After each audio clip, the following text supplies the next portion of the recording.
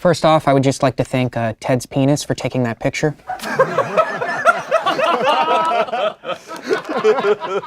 I'd like to thank each of you for attending the memorial of Theodore Kennedy Nivison Jr.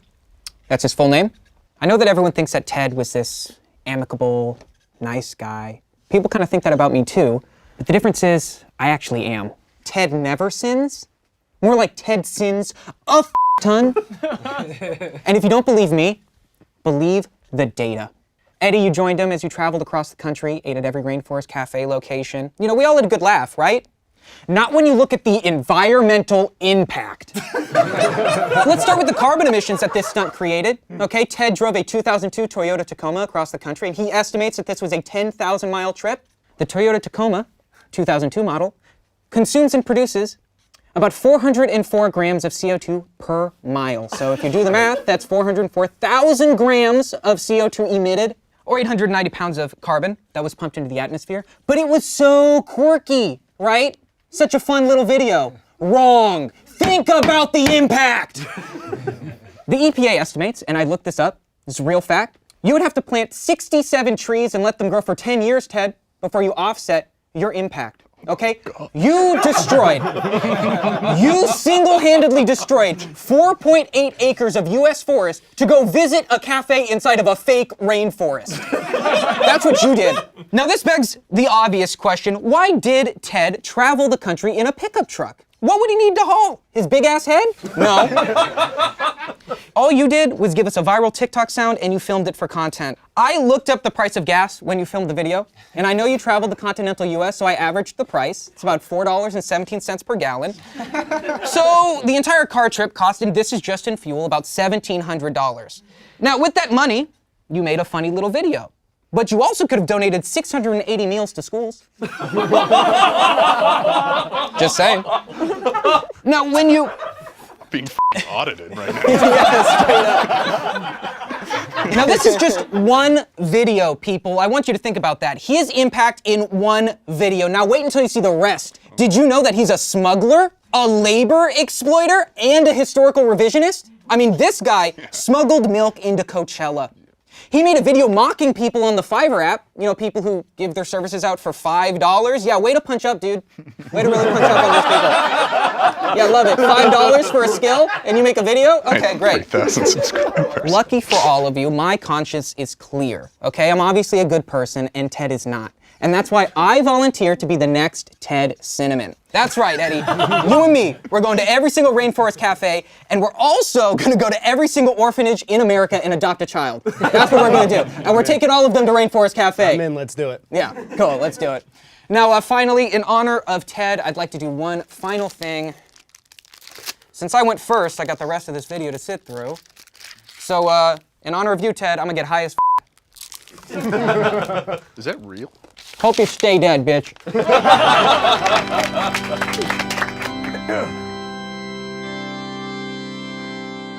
Jesus.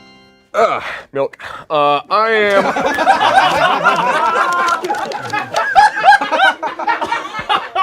I gotta be honest, when I heard that Eddie Burback was no longer with us, I was crushed. Felt like I swallowed a cluster grenade full of hornets in my tum-tum. Then when I found out it was this giraffe of a clown, oh, I clicked my heels together in the air, thrice with glee. Hoo-wee! Saw your little Rainforest Cafe video there, champ. You and Eddie Burback. I love how in every duo there is a pretty one and a funny one. Eddie's both. Now, some of you may be familiar with Ted's videos where he impersonates a milkman and feeds milk to teens. I'll never forget the day I found out about your little milk videos, Ted. I was depressed, writing in my journal, per usual.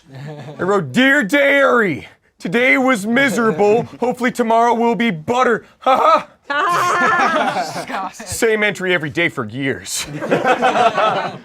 But then my sick wife bursts into the room and she goes, honey, she says, good news, someone is spreading the good word of mammal milk again. For the first time since the Great War, I felt joy and hope. And then when I saw that comedy video of yours, and your eyes aren't open, but you need to know I put comedy in air quotes. Oh, my stomach churned, and that one is not a butter joke. Because lo and behold, Lindsay, lo and behold, and it...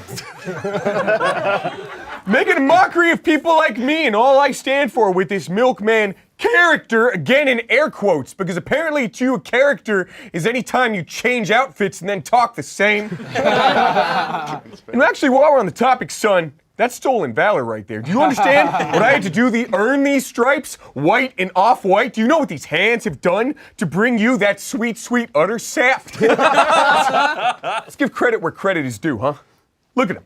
Look at this. Look at this bone structure. Look at this height. You think you would have gotten as tall as you did without the sweet white M?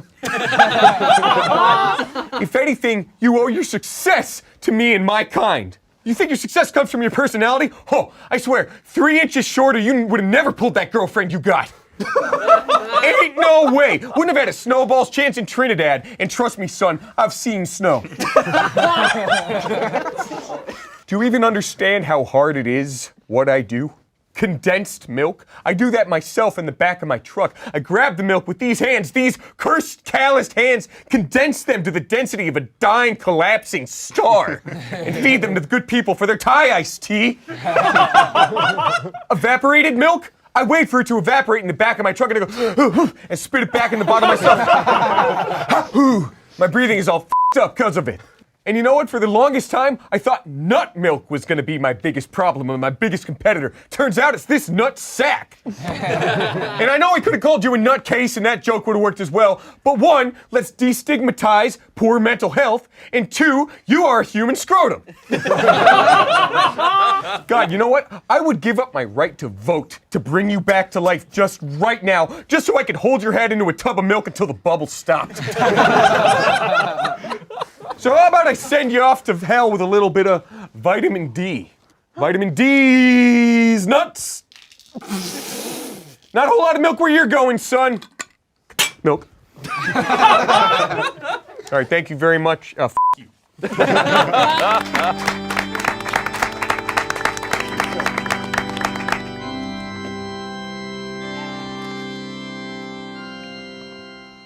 What can I say about Ted?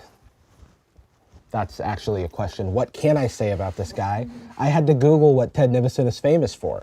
Nothing came up, so I was forced to actually watch his videos. And yikes. Sorry, Eddie, I know that's yours. Ted's content is what I can only describe as Ted's friends content. This guy can't make a video by himself to save his life. Which is why he's gone.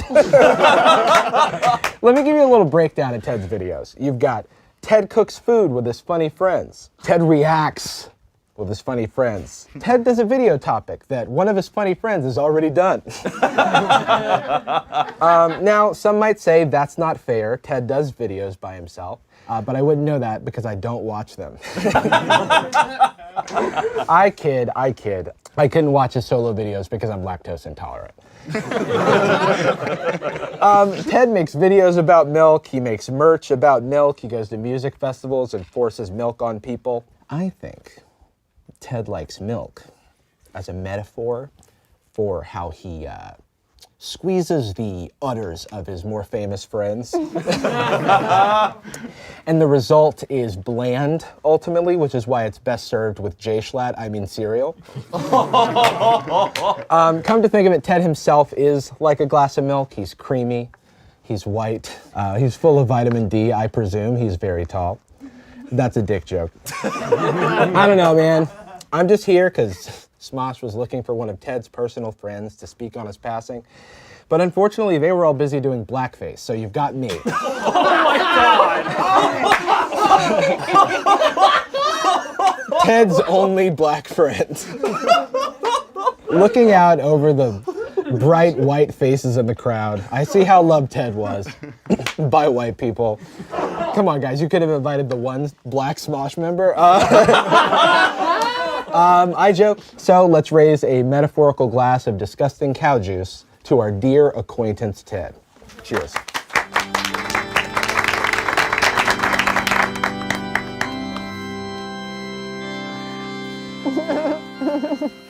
My name is Dale Jungleson, and I am the CEO of Rainforest Cafe. As some of you might know, the Rainforest Cafe has been slowly dwindling due to rising global temperatures. Sorry, due to shitty food and subpar service. There was always hope that with the right technology and activism, we could get this thing turned around. But that was when, suddenly, two assholes in a Toyota Tacoma made a viral video in which they dined at every Rainforest Cafe. And the last chance that Rainforest Cafe had of survival was stomped to death by two dudes who look like interns on the TV show Succession. You see, we have a very delicate ecosystem at the Rainforest Cafe that these gentlemen did not fit into. At our restaurant, we rely on the natural order. But these YouTubers are like a new invasive species. There's simply no room for an albino Tay Zonday and his friend hipster Ron Swanson. Also, they're the first people to ever film in our restaurant. It has never been documented before. You're not supposed to take photographs in there. I've never seen anyone take a picture in our restaurants. They're too riddled with shame over their beef lava nachos and rainbow coladas.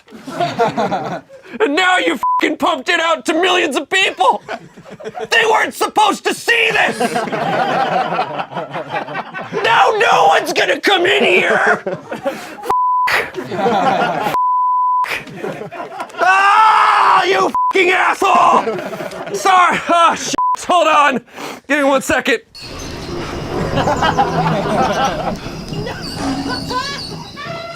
Brings me back. Everybody relax.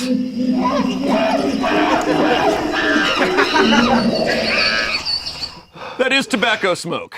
The only people allowed in rainforest cafes are families with at least 3 or 4 children, or people who are actively getting divorced. And you guys don't fit that model. My only guess is that Eddie gives off enough divorced man energy to get through. Eddie, I don't know if your parents are divorced, but if they are, they probably took inspiration from you. They are. Okay, good. Good. And Ted probably got in because he looks like a fucking water buffalo. You piece of shit.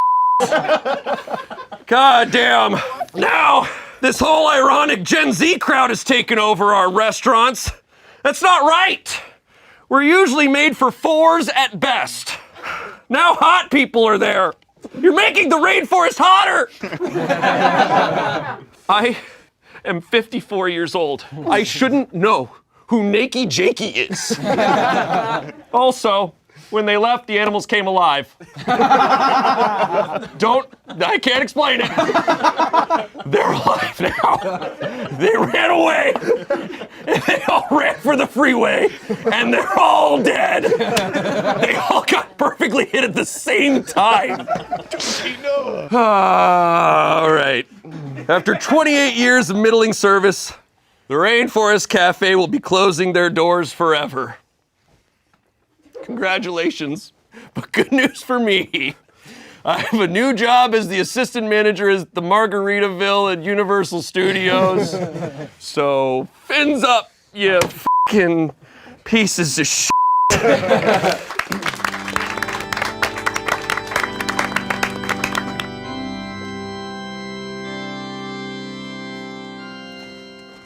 Ted, I've been told we've met.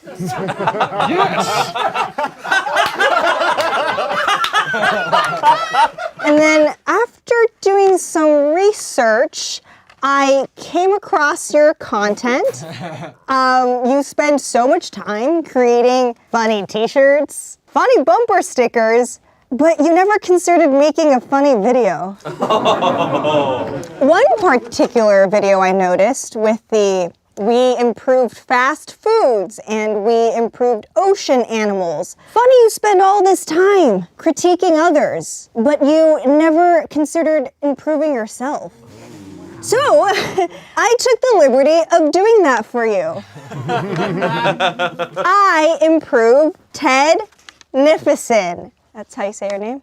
I don't really know you. He's got a very specific look that I like to describe as white guy who wears a sombrero on Cinco de Mayo. Or the most liberal guy in his college's Young Republicans Club. What else could we do to improve on this timeless look? How about a cool pair of sunglasses?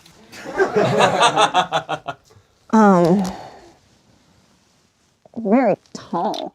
Sorry. Just, okay. Oh, who's that handsome guy? Is that the Terminator or James Dean? No, it's not. He never posts videos. Like, we're all waiting around with bated breath. He's not Rihanna. He's Josh Groban. I mean, he's tall, cute, adjacent. And I think moms love him. That's the vibe that I get. So, what can we do to improve Ted's video cadence? How about another pair of cool sunglasses? Oh, yeah. Such a tall dude. All right. Okay, so much personality. You know what's not a personality? A Hawaiian shirt. When Ted puts on a Hawaiian shirt, he looks like a swinger on vacation trying to which is different than his usual look, which is a youth pastor who's always telling kids to leave his girlfriend alone. I did a sweep of your Instagram, and there's one thing I noticed. Ted follows me on Instagram, but I don't follow him back. I'll give Ted something even better. I'm gonna report him. Rest in peace, Ted. Stay cool. Whoa, yeah. Oh, I mean, thanks. Bye. Jakey, get the f out of my way. I'm gonna freak out. Don't look at me like that. You're supposed to be dead. Close your eyes. Hello, everyone. I will try to not get too emotional during this. As we all know, we're gathered here to celebrate the wonderful life of Jay Schlatt and Slimesicle's friend. If you don't know who I am Ted's much funnier and more handsome friend, Eddie Burback. In Ted's life, he cultivated a wonderful and explosive career. Frequently, I would hear the phrase, "Nobody does it like Ted." Before him, we had never seen a white male YouTuber get his start making Minecraft content, and I'm positive we'll never see that again. Ted was known to shock and surprise audiences with groundbreaking videos like "What liquid works best in cereal?" and avant-garde videos like "What cereal is the worst?" Those are two different videos on Ted's channel. Now, obviously, I'm joking. Ted's videos are hilarious, well-made, and a blast to watch, is what I would say if I actually watched Ted's videos. Unfortunately, I'm not a 14-year-old with a Jay Schlatt plushie on my bed, so I'm legally not allowed to. Ted and I got dinner with some friends, and when asked about whether or not he was prepared for a roast funeral of himself, he said, "I don't know. So Ted, this next joke is to teach you that your actions have consequences."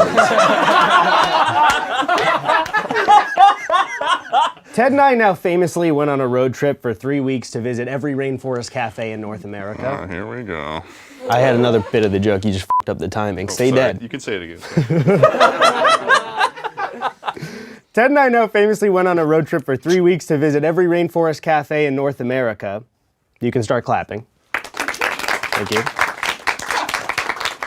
And you know, being around so many of those themed restaurants really opened my eyes to important causes like rainforest preservation and awareness. While spending 3 weeks alone in the car with Ted opened my eyes to suicide awareness.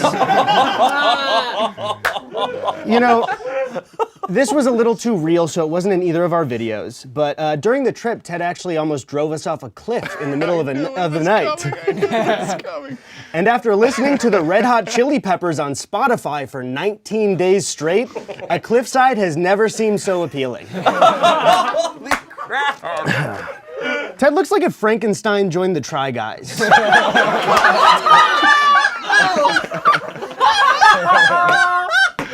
And if you're rushing to the comments to tell me that the monster is actually named Frankenstein's Monster, congratulations, you're now too old to be a Ted fan.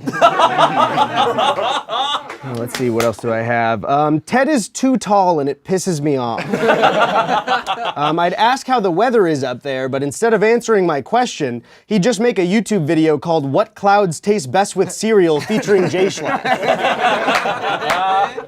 Jokes aside, Ted, I know at one point we were both that kid watching YouTube videos in our room, hoping one day we might be able to turn it into a career. And look at you now. You've got your own dedicated video on the Smosh channel. Just, 15 years too late. And Peacocks, when you watch this, just be patient, give it a little more time. Defy is gonna go public in just like a couple of days, you're gonna be rich.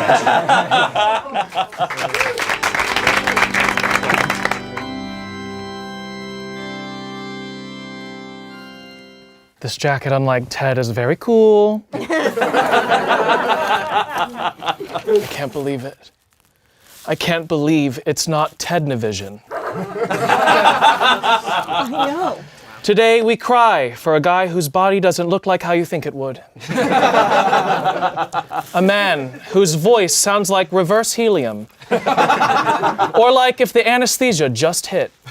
Or like he's in a documentary in silhouette. Today we pray for a man who proves that somehow, some way, there's always room for another white guy. I know we're all shaken up by the loss of Eddie Piggyback, but I am obligated to read his will in the same way Ted is obligated to make mediocre content. Ted gives Smosh his beat-down Toyota truck since we also refuse to let things die. Olivia will receive Ted's shoe so she can sleep in it because she's so tiny. Seriously though, Olivia will receive Ted's glasses so Olivia can ice skate on them. So tiny. Okay, no, but really. Olivia will receive Ted's bedroom studio to hang in instead of the Smosh lobby so Olivia can finally argue with her boyfriend in private. But I hope she doesn't get lost in the room! Ted gives me his hair to take care of, since I'm used to hair that makes sense from far away but up close is utter nonsense. Ted also gives me his content since I too come out once a month. Shayne gets Ted's fans since Ted and Shayne are only a little hot once you get to know them. Ted would like to return to Damien the remaining milk that both of their skins are made out of.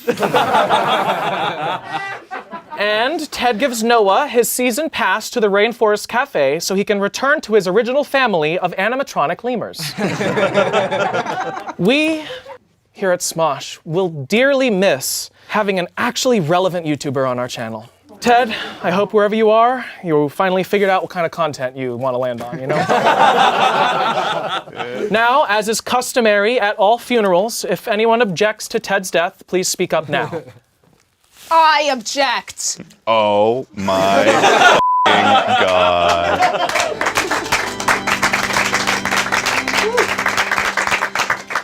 Hi, everyone. I'm Ted's girlfriend, Shay, or as many of you may know me, just Ted's girlfriend. Ted Nivison was truly our king, but more like one of those inbred hemophiliac German kings that always looked pale and sickly. He'd always get really burned if he spent too much time in the sun. I'm genuinely very concerned about how he's gonna do in hell. Actually, I did, as my last act as the doting, caring girlfriend, I did bring some sunscreen. This is why it's an open casket, right? I know he definitely did it. This is crazy. He definitely forgot to put sunscreen on before he died. The truth is, he did have so many good qualities women look for in an internet famous boyfriend who looks like Harry Potter on human growth hormones. Ted was loyal to his run-down junker of a truck.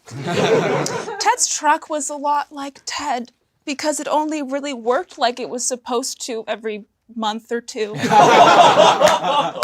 But I always respected it because, like Ted, that truck was defiantly uncool.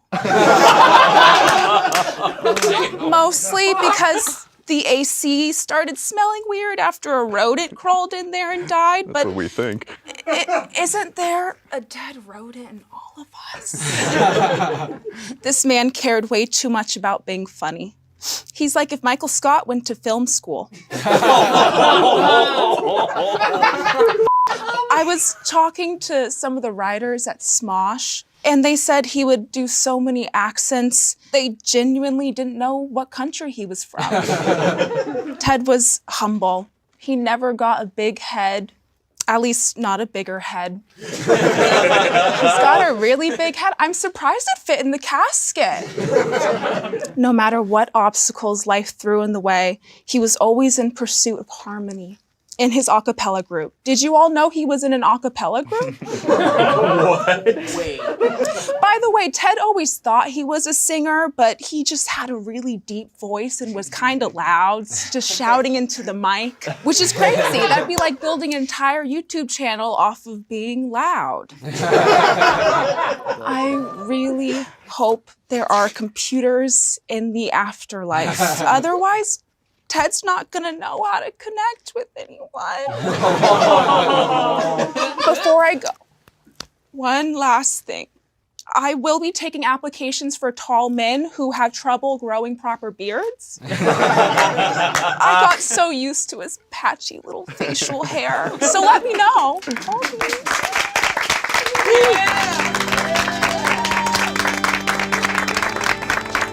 That's f***ing crazy. That's awesome. Gotcha.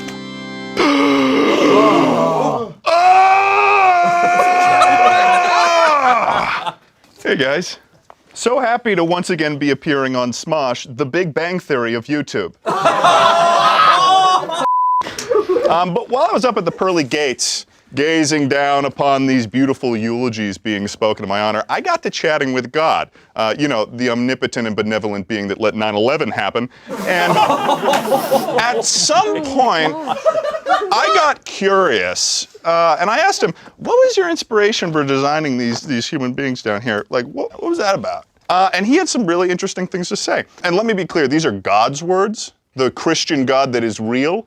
Not mine. So when designing Shayne Topp, the worst member of Smosh, God was going for the classic douche look. He wanted someone that looks like the sports guy in high school Spanish class whose pronunciation was so bad it sounded like he was speaking in Simlish. Hola, mi favorito es favorite sports team es Nuevo York Jets, Mr. Señorita. Puedo ir al baño? He wanted someone that looks like the unknown extra brother from a sibling boy band that the parents forgot about. God damn. Someone that looks like he'd say that he started from nothing while conveniently ignoring that his father is the founder of Vineyard Vines.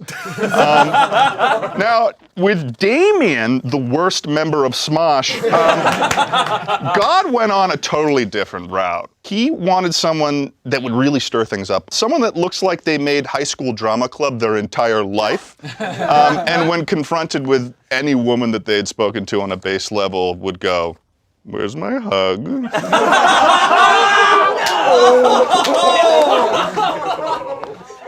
He wanted someone that looks like they have a devious plan at all times. Like he's gonna kill someone someday, and when he does, people are gonna be like, yeah, I knew something was going on there. Someone that looks like he subconsciously weaves in lines from his favorite animes and thinks that he thought of the lines himself. Now, with Olivia, the worst member of Smosh, God was looking to create an anomaly. He wanted a person that defies logic and reason and perhaps even violates human rights with their presence. Someone whose comedy is like a middle school sleepover when the lights are off and you're supposed to be going to sleep, but people keep yelling random shit and people start giggling. Someone who will wear a full-body tracksuit but also give the vibe that they don't know how to run. Now, Noah. Noah was a fun one for God. One, because he'd be making the worst member of Smosh, and also because he wanted to just create a bad guy. Just a terrible human being. God wanted to create the most soul-crushing, Lovecraftian horror imaginable. And man, he killed it. He wanted someone who looks like they're forever in the learning phase of hair dye. And they changed it so much that I had to literally contact Courtney for updated information on what color it was. Someone who looks like a canceled Minecraft YouTuber. Oh my God. And I'm unsure if this has been mentioned in the past, but I just spoke to God, and gross man, that was intentional. Now, for Tommy, the worst member of Smosh, God just wanted someone that looked like his last job was selling cigarettes to kids in Portland. Oh my God. That's all he told me, that's it. I really like Jarvis Johnson, let me tell you. He's one of the friendliest, most down-to-earth people I know, which is why hearing this design inspiration from God was tough to hear. When making Jarvis Johnson, God was looking for someone that looks like they created an NFT series called Little Jarvies. And the drawings look like they were made in Microsoft Paint by a kindergartner on LSD. Someone that looks like they'd be the one to yell, "Hey! Stop that, that's wrong!" in an early 2000s anti-bullying PSA. Someone who looks like they'd be at a party in their 30s and make a point to say to everyone, "Guys, no bedtime, no parents." I've done that. Eddie Burback is here. And I'm delighted to see that he is keeping himself busy while attempting to remember his YouTube password. And when God created Eddie, he wanted someone that could be a 26-year-old man that looks like a 46-year-old Little League baseball coach who swears that if those kids win the f***ing championship, then Brenda will take him back. Someone who can go on the trip of a lifetime, absorbing the entire beautiful sounds and sights of the Rainforest Cafe, and still manage to make an absolute stink about it the whole way. Also, who's that sex guy? Jake? Is that Naked Jakey? What's up, man? You want to rip it? Naked Jakey's here. Oh my God, that's Naked Jakey. You want to rip it? Oh my God, it's Naked Jakey, the f***ed up love child of Scooby and Shaggy. Oh my God. Naked Jakey sounds like a nickname for the local homeless guy who exposes himself to strangers but is so friendly that the community just keeps him around. That's Naked And Jakey. that's Jakey. And that's all I have. So, yeah. I guess I'm gonna go die more. Bye. Oh. Just kidding, I'm back. Nah, I'm fucking dead. Okay, cool. Still not watching his videos. Wow, that was cool. That was like a surprise birthday party, but bad. So that's why you need to, is that why you need to go home? Oh, wow. You can save it for home. Guys. Yeah. You can save it. Well, we were just talking about God of War. Okay, sorry, we're filming. We don't get to leave till this is done. Hey, shut the f*** up, shit. We got 30 videos to film this weekend.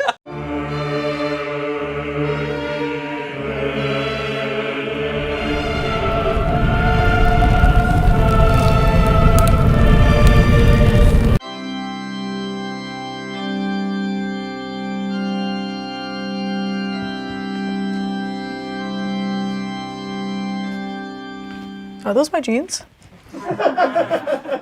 Thank you so much to everybody for attending the memorial service for Kimberly Renee Jimenez. It's a tragic loss for the Smosh community, the Filipino community, as well as the brunettes with big sorority energy community. Who knew it was possible to be so sweet you can turn into a cavity and die? Having known Kimmy for about 4.5 years, I had the privilege of watching her continue to develop her talents, as well as see her personality shine more over time. Above all else, Kimmy was living proof that people truly can change. When she first started at Smosh, she just acted so nice and had no personality. Now, I realize that is her personality.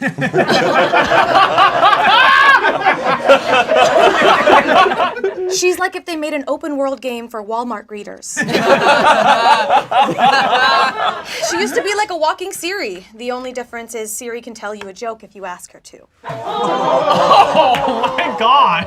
Hey Siri, tell me a joke. What do you get when you cross a joke with a rhetorical question? Mediocre. The first time I saw her and Damien in the same room, it was like watching two Siris talk to each other. Sorry, I didn't quite get that. Sorry, it is 70 degrees outside today. Now it's the same, except they're both well manicured. We wanted Amanda at this funeral because, you know, they worked together for years at a restaurant, and when we brought it up to Amanda, she said, I literally have no stories. As an actress, Kimmy was classically trained, unlike her dogs. And we've all come a long way, you know? Olivia, in the beginning, was always 15 minutes late with a Starbucks in her hand. Now she's 35 minutes late with an Erewhon coffee in her hand. Shayne, back in 2015, dressed like he stole everything off of an Old Navy mannequin. Okay. Now Old Navy is building mannequins based off of his personality. When Noah first started, he looked like a lanky, awkward 17-year-old just trying to make it in this business. Now he looks worse. When Tommy first started, I didn't know his name for 2 years. And you know, Arasha's still pretty new, but it's okay, she's so nice. Oh, please have something unique about yourself. Like, do you roller skate? Are you gay? Can you please, like, dye your hair green or something? Please. Anyway, to everyone who was invited to Kimmy's wedding, congratulations. You don't have to think of an excuse anymore. Thank you.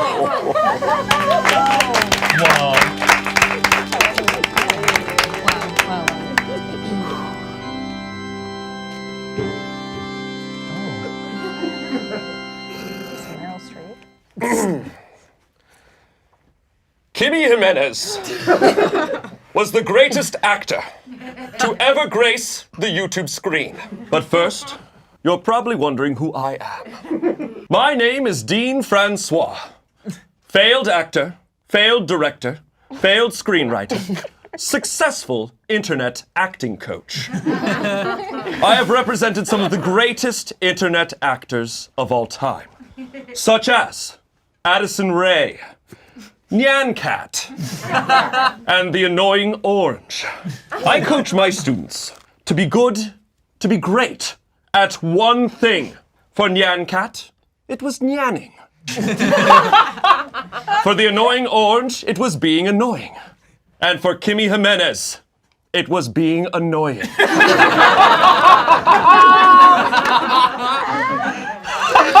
I remember the first time I saw her. I was in the audience for a play she was in. She was laughing and smiling and enunciating her sentences perfectly the entire play. It was tremendous. It was the greatest production of Miracle Worker I'd ever seen. Now, admittedly, I don't know much about YouTube. I don't have a computer. When Kimmy told me she wanted to perform on YouTube, I said, isn't that the band with Bono in it? That was a joke. Since then, I've become very familiar with YouTube. YouTube, the Little League of Hollywood. You see, Kimmy's got a face not for the big screen. No. Kimmy has a face for a tiny screen that you watch out of your peripherals when you're doing your makeup or taking a shit. In fact, that's what you're probably doing right now. Keep pushing. Oh, is that a turn or are you just happy to see me? That was also a joke. And a crass one. And for that, I'm sorry. But I'll pay in my own little way.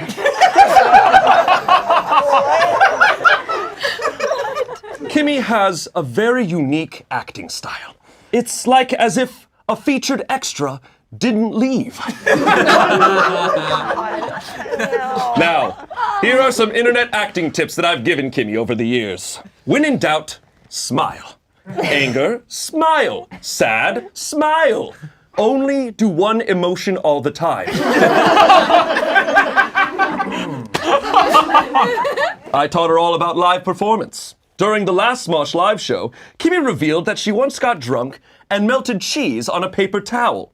Now, this was a big moment because it was the first time we learned that Kimmy did stuff. And an Instagram handle was born. And I taught her to stay humble professionally, which is why she always made sure to go uncredited. In acting, it's important to have personal relationships. And Kimmy, of course, has a giant, stupid golden retriever at home named Shayne. And she also has a dog. I believe its name was, T-shirts. And always make sure to stay networking in this industry. Maybe by throwing pool parties. But, of course, keep the vibe cool, so don't invite Damien. That was my directive, specifically. Now, as is customary with all acting techniques, I will make eye contact with everyone in the room.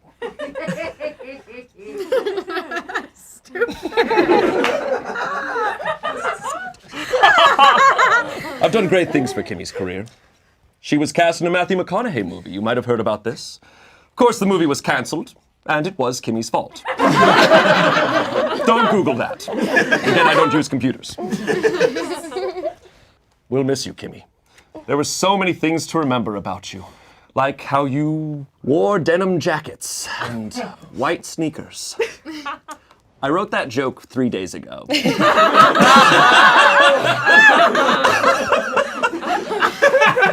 Farewell, Kimmy. Rest in T-shirts.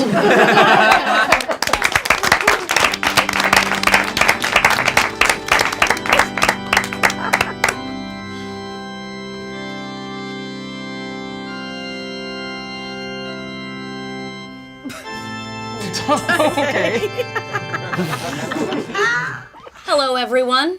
My name is Cammy, but you might know me better by my pen name, Kimmy Jimenez Queen 444. I'm one of hundreds of people that go into every single Smosh video to comment on how beautiful, talented, gorgeous, elite, top-notch, high-class, and wonderful Kimmy Jimenez is. Me and my colleagues are even in the comments right now. Look! We work hard. Most people think I'm a bot, but I am real. I am real. I have a real home. I eat 3 real meals a day, consisting of whatever Kimmy Jimenez eats on Eat It or Yeet It. If she eats, I eat. If she yeets, I eat! And I am a real big fan of beautiful, elite, world-class actress Kimmy Jimenez, superstar. Crown emoji, sparkle emoji, big smile, big smile, big smile. She's beautiful. Like if Aubrey Plaza was social chair in her sorority. She's gorgeous. Like if a tiramisu was brought to life by a witch. And she's elite. Like Whole Foods. Yes, she was our queen. Kimmy Jimenez, why did you have to die?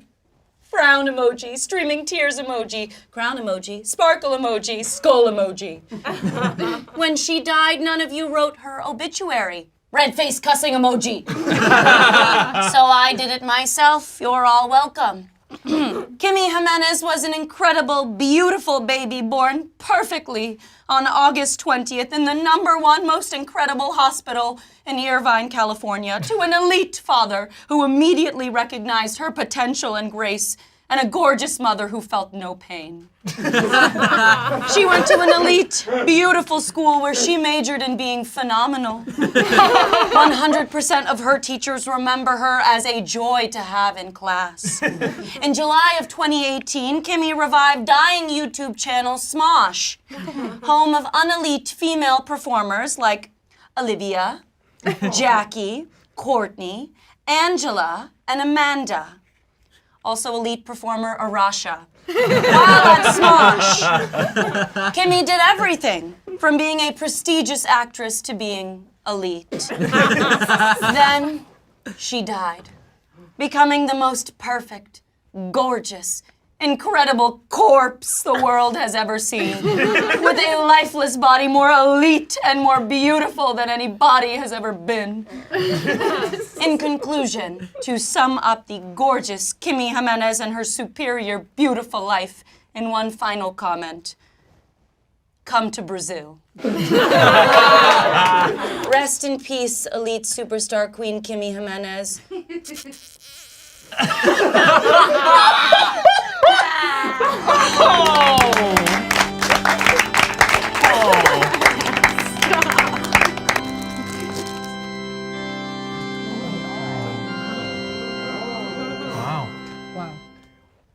Header.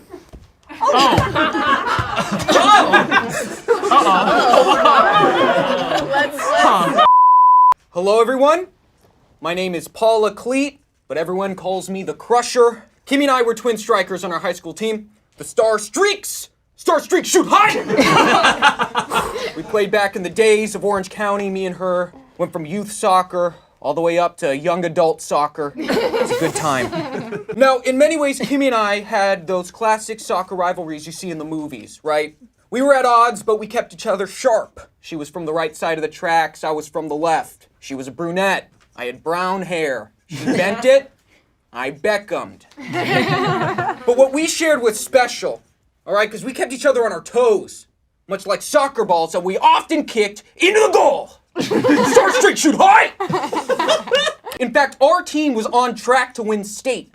But all that changed when Kimmy committed the ultimate foul and left our team so she could play for the team of Hollywood. She moved on from playing real soccer to playing pretend soccer in Claritin commercials. What a win! What a win! I mean, really, she turned her back on the team and me for this? I mean, where is the grass? Where's the orange slices? You guys are using your hands! Red card! Red card! Red card! Smosh doesn't even have a cool name like the Star Streaks. Star Streaks shoot high! Kimmy, you know, if you had stayed with soccer, you could have dated a nice, hot Spanish player that's got lisps on his S's. Instead, you're dating a hot Australian who's got lisps on his R's. We could have played in FIFA. Instead, you're getting hit up for pics of your feet for $5. Kimmy, we could have been in the World Cup. Instead, you went out and you got a D cup to fit those Hollywood boobies.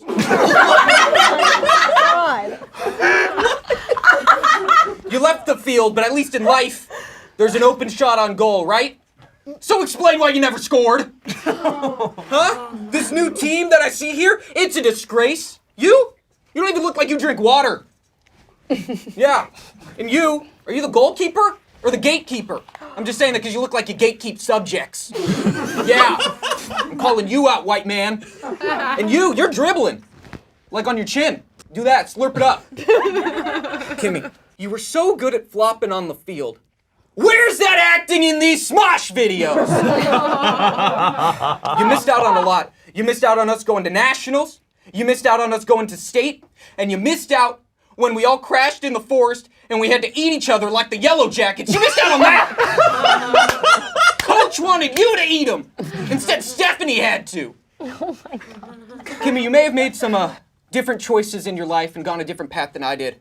But you know what? In the end, you ended up in the ultimate penalty box. And I don't mean the coffin. I mean acting for a YouTube channel. Disappointing. I will say this, though. Kimmy wanted to stand up for what was right. Before she died, she asked Smosh if there could be a raise. Just a general raise for everyone. Right here, I've got the response.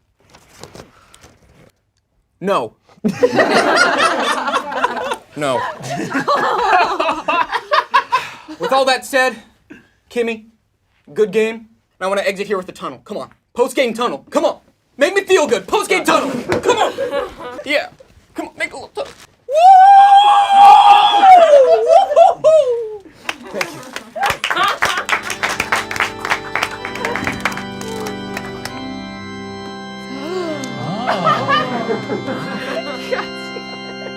Surprise. Good morning, everyone. My name is Dana, but most of you probably just know me as Kimmy's best friend, Courtney.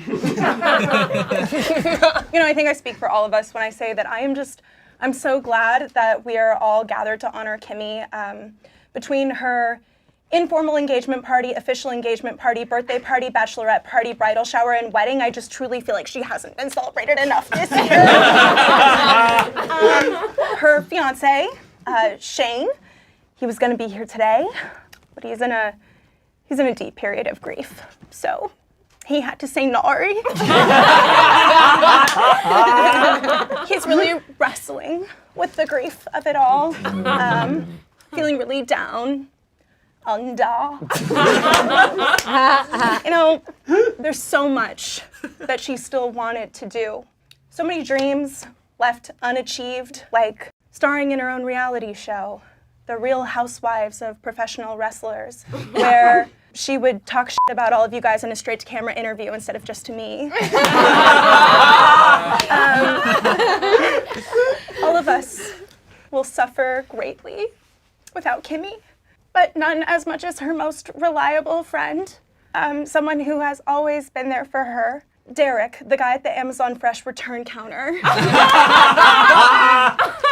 In the final moments before her death, Kimmy pulled me close and whispered into my ear her final wish, that we save the receipt to her coffin and keep our eyes peeled just in case we need to dig her up and exchange it for a better deal. She did, however, ask that when we make the return, we have to be very, very nice about it. I was cleaning out Kimmy's closet, and as I sifted through hundreds of Courtney's old hand-me-downs, I stumbled upon these envelopes. Now, those of you who aren't as close to Kimmy as I am probably don't know that Kimmy majored in psychology or psychiatry or whatever. So what I have here are invoices for each of you who took advantage of her professional services throughout the past few years. So this one is for Courtney. This one is for Courtney. This one is for Arasha, whoever that is. This one is for Tommy, Courtney, Noah, Shayne. Why is kind of douchey. Courtney, seems like you spent a lot of time together. Courtney, Olivia, and this one is for Patrick. Actually, it's not for her therapy services. It's a request for you to reimburse Kimmy's therapist because you, quote, triggered her by looking too much like her shitty ex-boyfriend.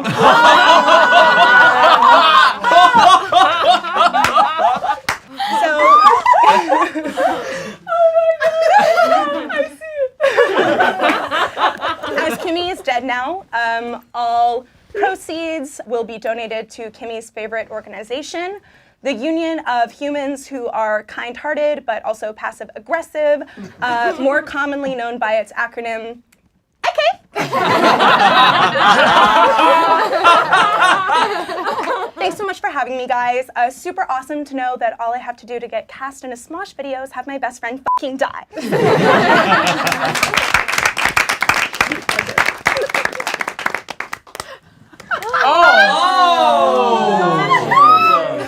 Yes!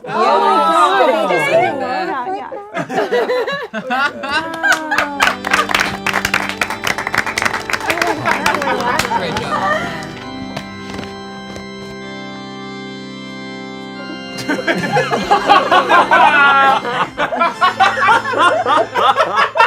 Hello, I'm Kimmy's inner demon.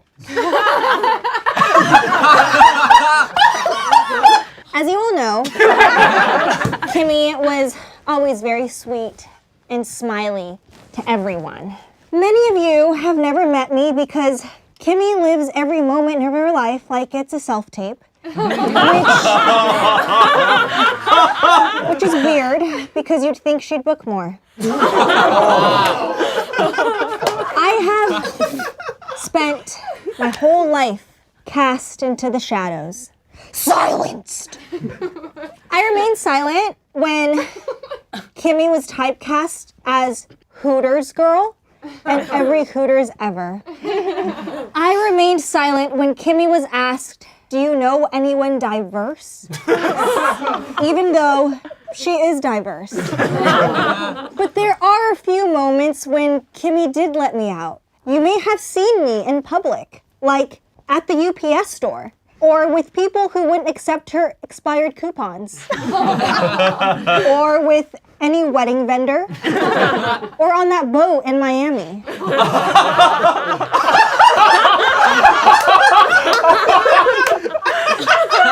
Now that Kimmy's dead, along with her compulsive, cloying need to please, I'm finally free! During Kimmy's lifetime, I got a lot of writing done. So now I present some of my passages from our burn book. Like from the movie Mean Girls, or as Kimmy calls it, misunderstood young women. Shayne, I know you love the gym, so here's a really hard workout. Trying to talk to you for more than 5 minutes.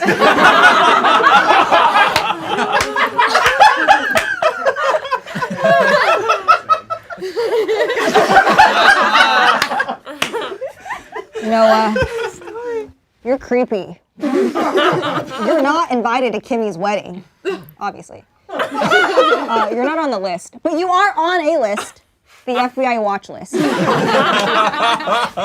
fucking creep! Arasha, who are you?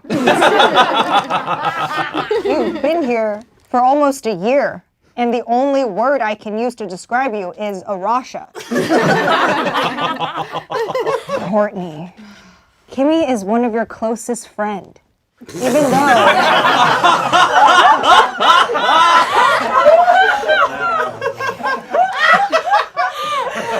Even though you're more influencer than human being. To your credit, Kimmy has been influenced by your style. TikTok white savior complex. It's super in right now. And Tommy, your whole life is an inner demon. That's why we're best friends.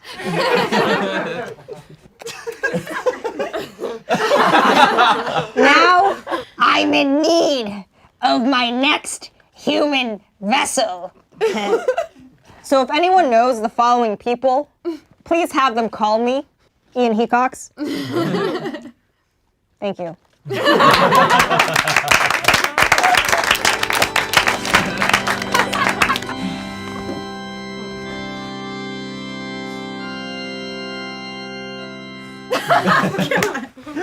This roasts jokes, like a lot of Kimmy's have been said before. Thank you so much for being here for Kimmy's funeral. God, Kimmy, there's so much I will miss about you. I will miss your face, which after your tragic accident was permanently stuck in a smile. You were always having those allergic reactions where you were like gasping for air. The doctor said it was her laughing. I don't buy it. I will miss you on Try Not to Laugh. God, you were so good sitting in that stool. There was so much Kimmy did in life. Like, did you know she has a hot sauce based on her feisty personality? You might recognize it as Chobani yogurt. And I don't know if anyone knows this, but Kimmy was engaged. I don't know how anyone knows that. Kimmy was supposed to marry tall Shayne later this year. But in her place, Shayne will marry a bag of sugar with high-waisted jeans.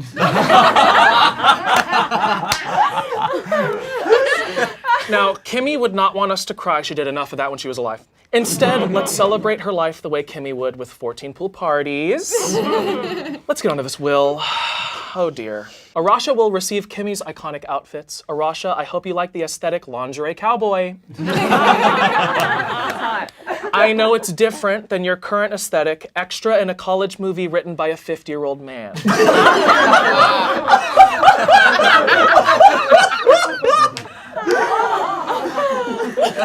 As per Kimmy's wishes, Shayne Topp will join Tall Shayne as his wrestling partner. New tag team name ideas are these. Russian nesting dolls. Don't talk to me or my son ever again. And Shayne Topp isn't the main one this time. Noah will receive Kimmy's yoga equipment since Noah's a stretched out Oompa Loompa.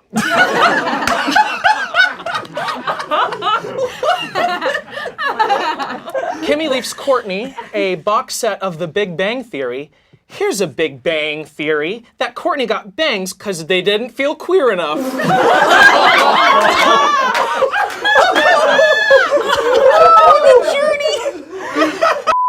I told you that in confidence.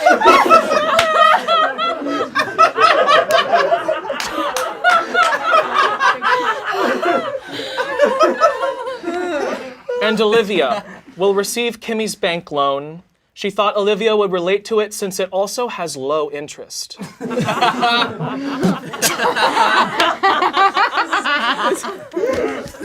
God damn. Goodbye, sweet Kimmy.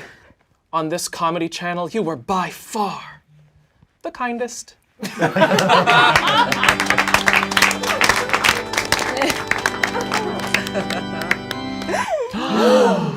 my gosh! Wow! I don't know if I have anything prepared for y'all. This is crazy. Not a whole page. Oh no.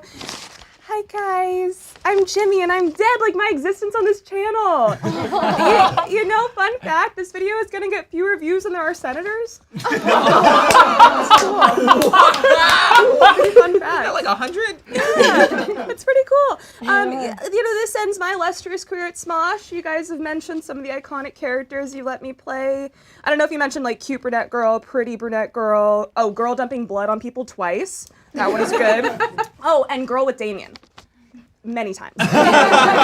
So many times. And, you know, it's not in my nature to roast people, as you all pointed out. I'm nice, but God, okay. I mean, I don't know. I guess if I had to, Olivia, stop frying your hair trying to compete with mine. Those ends are as dead as me.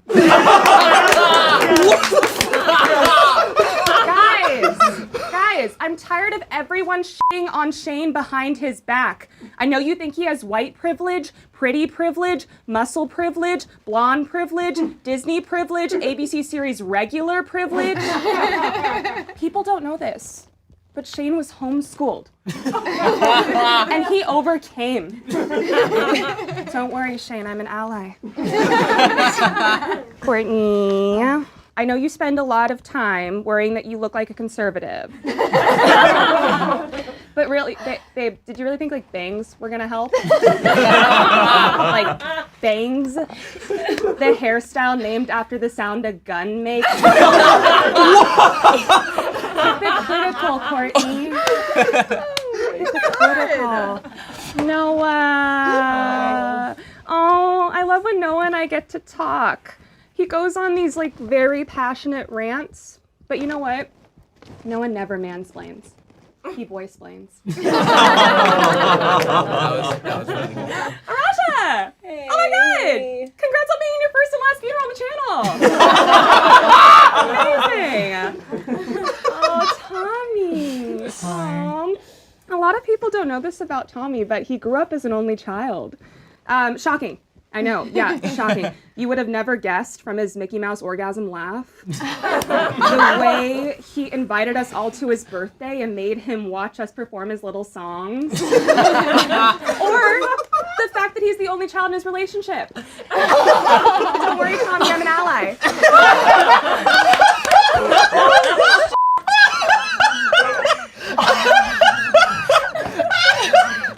Damien, wait, why isn't Damien here? Did you guys tell him this was one of my pool parties? Oh, Damien's back there. You were invited, I promise. You didn't invite him right. Dana. Dana, I'm really not surprised you're here. You wouldn't even let me die independently. And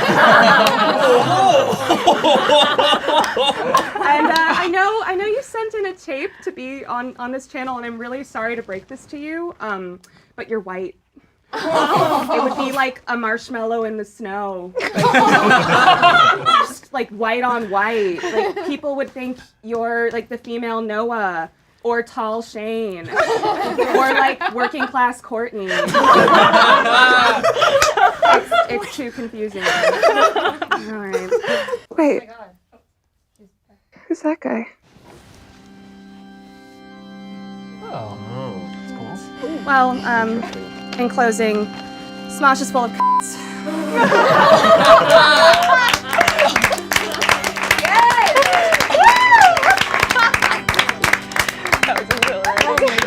That was amazing. God damn.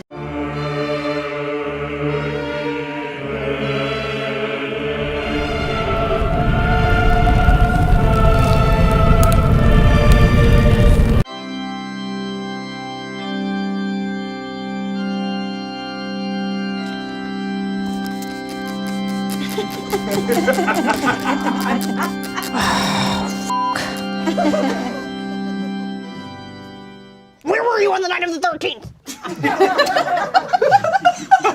English.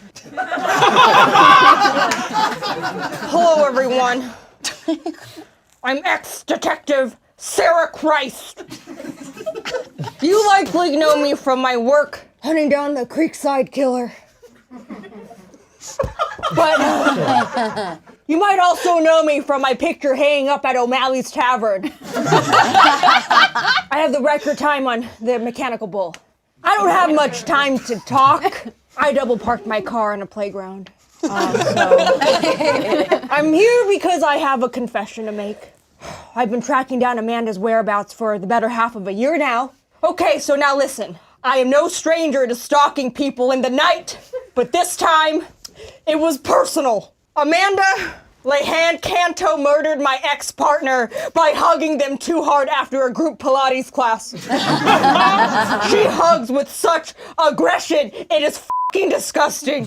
The sheer force of the hug crushed their spine like a can of Diet Coke. I only wish I could have been there to save my partner, but they don't allow smoking and Pilates. She was a true master of disguise, constantly personifying different wicked maidens with smooth caramel voices. There was only one time I saw her in her natural form, in an ill-fitted Target dress and a 4-year-old's bangs. I had to get closer. I enrolled in one of her improv classes at the local community center. She taught us how to be as loud as possible and leave no room for others to contribute. I wasn't cut out for improv because I kept questioning the truth. As I continued to observe her, the unthinkable happened. I got too deep.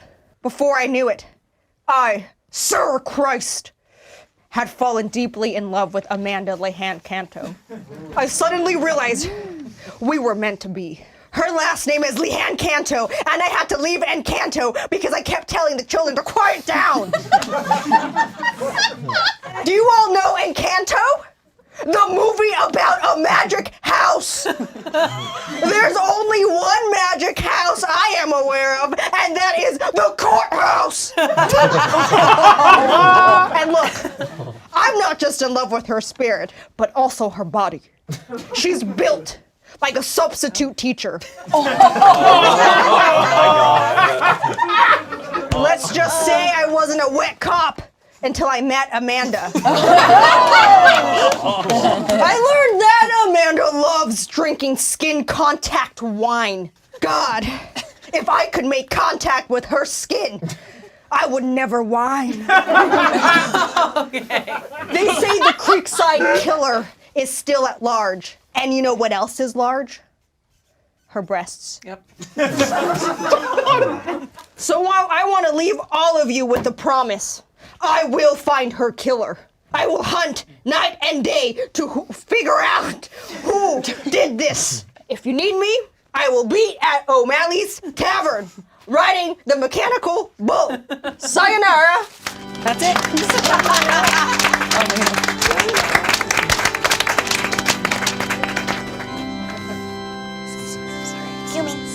Jesus. Oh, thank you. No. No. Zip. Zap. Zop. Zip. Zap. Zap. Pass the oink, oink, oink, oink, oink, oink, oink, oink. Hey, Fred Schneider, what are you doing? I'm going down to Publix to get some chicken. Zip. Zap. Zop. Zip. Zap. Oink, oink, oink, oink, oink. Hey, Fred Schneider, what are you doing? I got your back. We got your back. Hey, you guys, how we doing? Hey, guys! How we doing? Wow, so fun. What's up, guys? You guys all know me, I'm Hunter. And I'm Esme. And together we are Skunk Police! Your favorite improv team from North Hollywood. Stop, okay, settle down, we gotta show you. Come on, you guys. Come on. We are one of the most premier improv teams in the world. And Amanda has been our coach since we got together. 3 months ago. And we will miss her so dearly. Because she taught us everything we know. Everything about comedy. You may say she's our Lucy Ball. Our Joey Deschanel.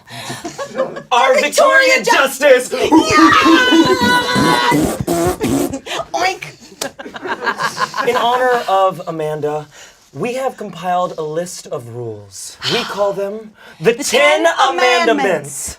And with these 10 amendments, you can achieve God-tier level comedian. We will share them with you now today in her honor. Number 1.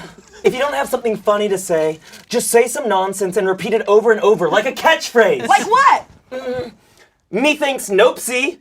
Say it again. Methinks nopesy. Nice! Number 2.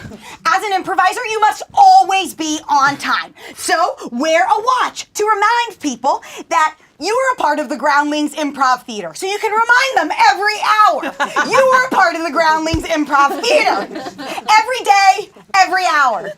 Number 3. Having trouble creating a character's voice? Just start with something that's hard to listen to and then gradually make it worse. Number 4. If you're in a video and you're playing a game and the game is super confusing, do not worry about following along with the rules. Damien will explain it anyway. Number 5. Life hack. Schedule your callback. What did you say? I said 6. Number 5. Life hack. Schedule your callback for the middle of a shoot day. You get a full day's pay for half a day's work. Oh my God, what a hack! Or flip it, and you can come whenever you want, like Noah, or Olivia, or Keith. Number 6. Irish. If you have nothing to build a character off of, make them Irish. Number 7. Social media rule. Aspect ratios are a suggestion. And if you don't have new content, just post one of those filters that tells you whatever blank you are. People love it. They're so funny. Number 8. This is just something she told us to do in our free time. Flick your bean to pictures of wigs.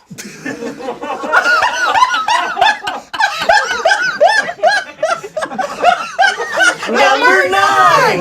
Dress to impress at improv shows, and you'll impress them when you're wearing every color at once. Clashing's not a thing. Number 10. Sitting in awkward silence. Now's the time to bring up that you are part of the Groundlings Improv Theater. In honor of Amanda, we are going to show you these rules in practice with an improv scene. All we need is a one-word suggestion of anything at all. Choose. I heard Amanda. Thank you. Can we get a location? Hospital. I heard Boston. Thank you. Welcome to Dunkin' Donuts. This is Starbucks, Boston. Ooh, do you think you could get me some sugar? Methinks Nopesy. Well, do you think you could get me some lemons? Methinks Nopesy. Well, what can you get me? Groundlings Improv Theater scene. Thank you guys. If you liked what you saw, we have a show tomorrow night. It's under a Chipotle. At 2 a.m. Got your back. Oh my God.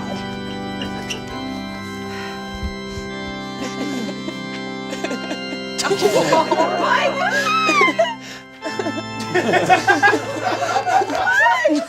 I'm sorry. It's just that this loss is really hard for me.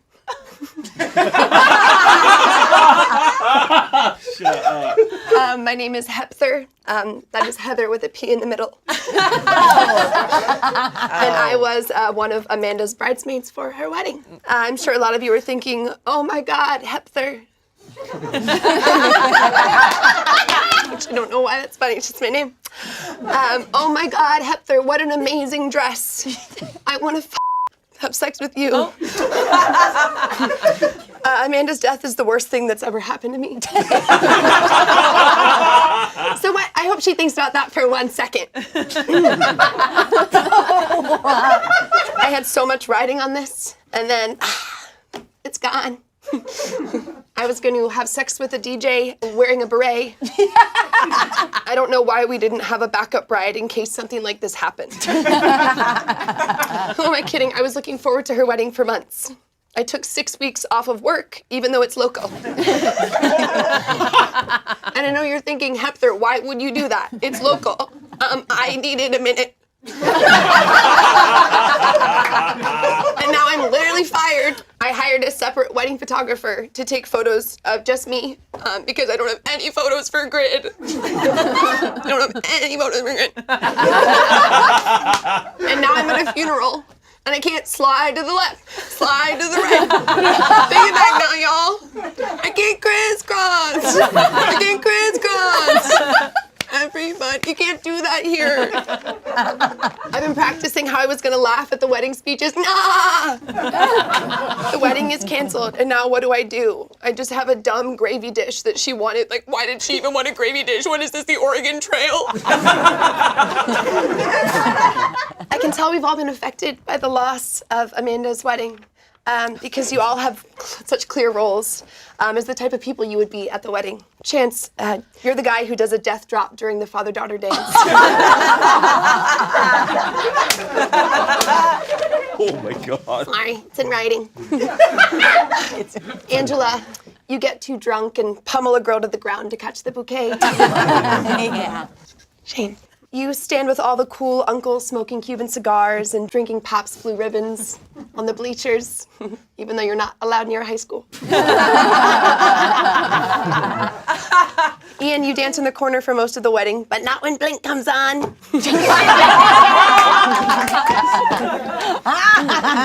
Tommy, you order a complex drink like a Boulevardier from the bartender and tell everyone that weddings are never easy for you. God.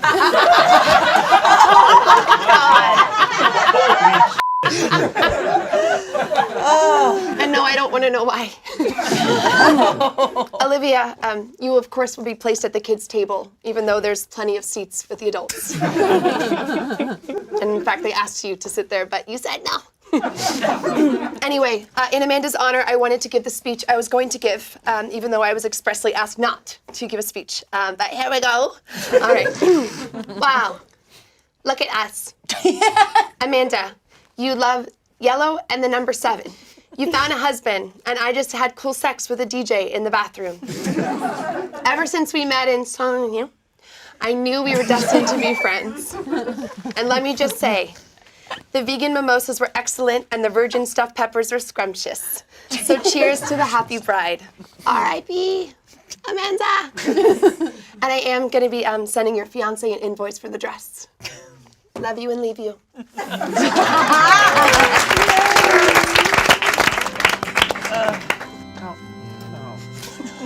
I regret ever saying that.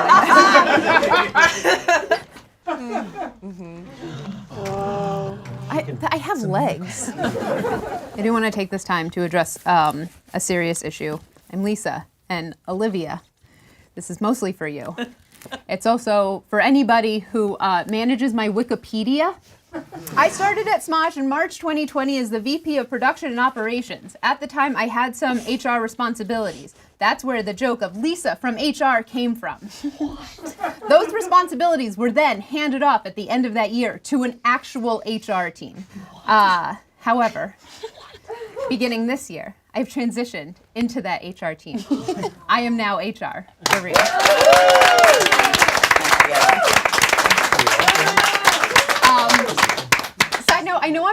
in production anymore, but this should have been its own video.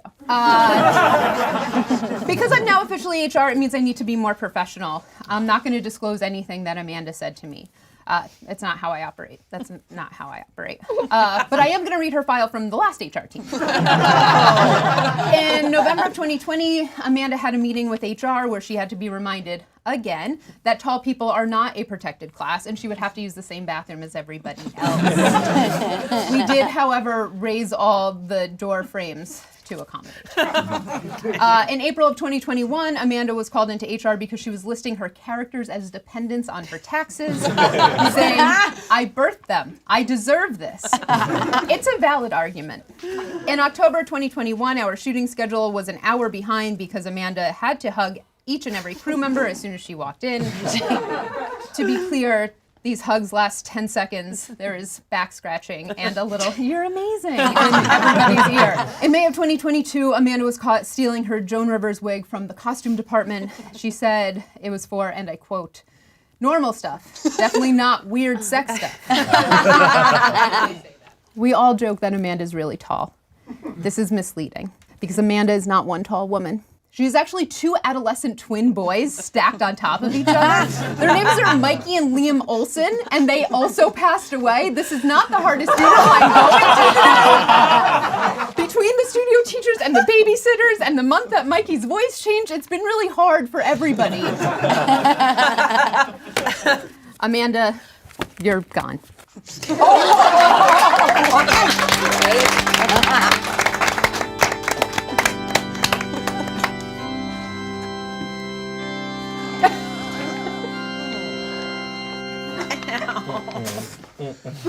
Disappointment. Oh, no, it's filthy. Not in my city. What's up, Jagoffs? As some of you may have guessed, I am Amanda's mother.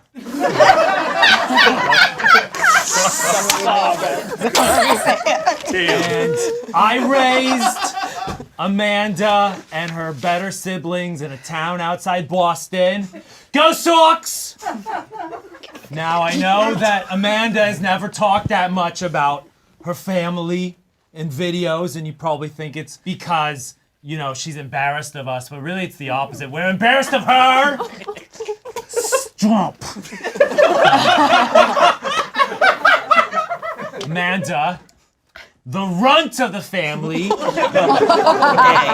She was the smallest of all of her siblings, but despite that, had the biggest f***ing head. After I pushed that giant dome out of my vag, I was walking like a king crab for months. Stop. And also, what's with all these characters, Amanda? Why are they all harsh, mean women? Where did that come from? Huh? Yeah, her favorite character as a child was a goblin who liked climbing furniture. She called it couchy. I called it a pain in my ass! Anyway, I know I'm supposed to share happy moments that I had with Amanda. It took me a long time to try to think of one, but I came up with one. After high school, Amanda got accepted to UMass Amherst, which meant she had to move out of my house. I'm happy she's not moving back in, so now I can finally turn her room into a shrine for the Patriots. Go Pats! Stop!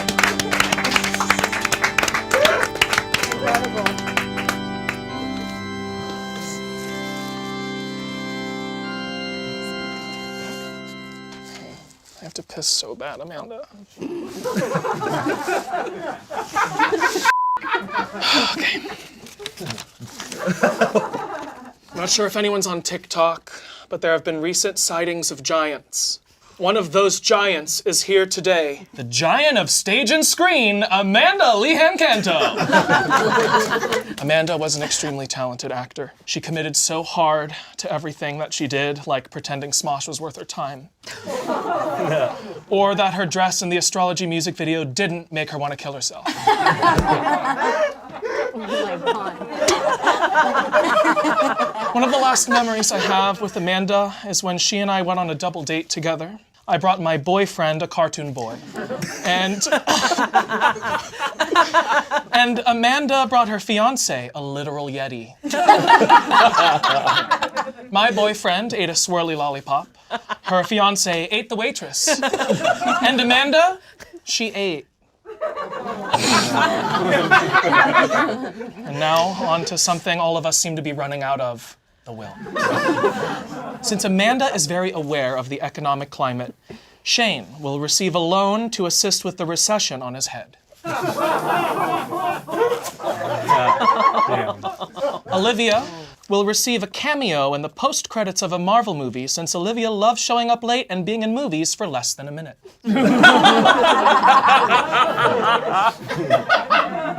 Do not be afraid.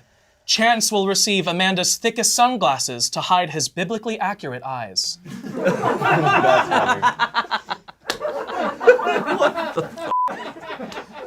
Ian will receive Amanda's inability to learn board games. Here's a board game. Hearing Ian talk about restaurants. I've been doing this every time. Angela will receive Amanda's anti-aging cream because similar to Amanda could either be 25 or 55, Angela could be 13 or a feral guinea pig. Amanda has asked Lisa, our HR person, to spare Tommy from any repercussions of being the office asshole. Amanda writes, quote, Lisa, please understand that it's not Tommy's fault that he chose a bit that works in every funeral. He is required to roast his beloved coworkers over and over again, and he often feels like he has to continuously up the ante. But Tommy loves his coworkers, his friends, and he would hate for them to think otherwise. With love, Amanda. Oh my God, Amanda. Thank you, you humongous bitch! Amanda's honor. Grab the shoulder of the person nearest you. Make deep, deep eye contact. And tell them that you love them. As is customary in every funeral, if anyone objects to Amanda's death, please speak now.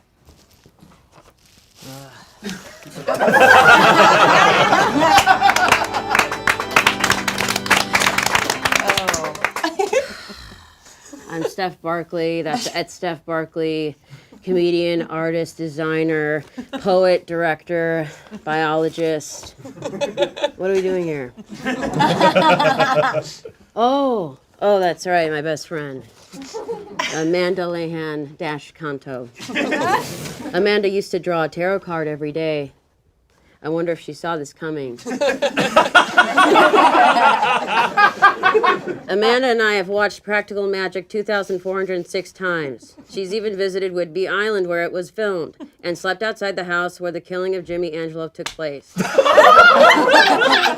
We are both witches. I will now perform a spell to bring her back to life. De te perdon te melatico. De perdon te melatico.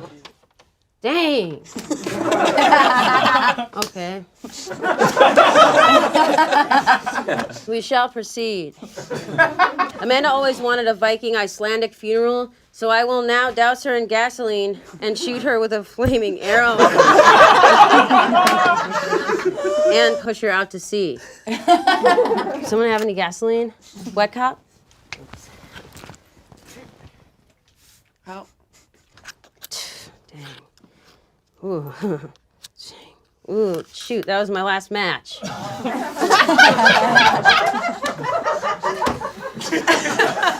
Okay, we shall proceed.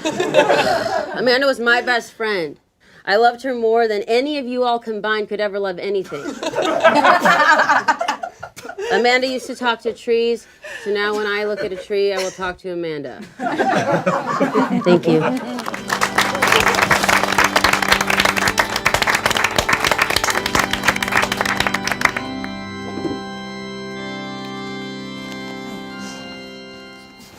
By God. Well, I do regret making introductions under such sorrowful circumstances. My name is Benoit Blanc. Some refer to me as the greatest detective in the world. That was, of course, before I met Ms. Christ over here. That might be an overestimation. Now, I was deeply saddened to hear that your dear friend, Ms. Canto, was escorted abruptly to the great unknown. The great unknown, of course, typically referring to the afterlife. But in this case, the great unknown being why she had her hair cut like a 13th century crusader.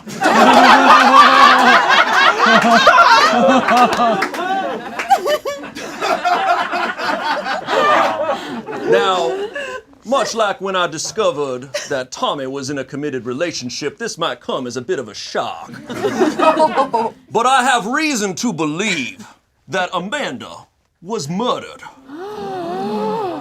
By someone in this room, no less. That's right. You see, Amanda met her untimely demise while doing Try Not to Laugh. She was there in the stool, with water in her mouth, ready to chuckle. And the next, she's on the ground, dead as a bag of buttons. You see, the only explanation for something like that is that she was poisoned. Someone poisoned her water that she had taken a swig of a mere 30 seconds before. But who would do such a thing?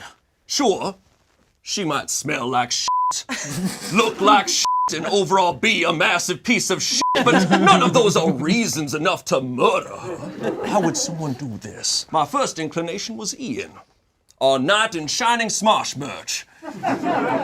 See, Ian wanted to fire Amanda after he found out he had mistakenly hired someone funnier than him.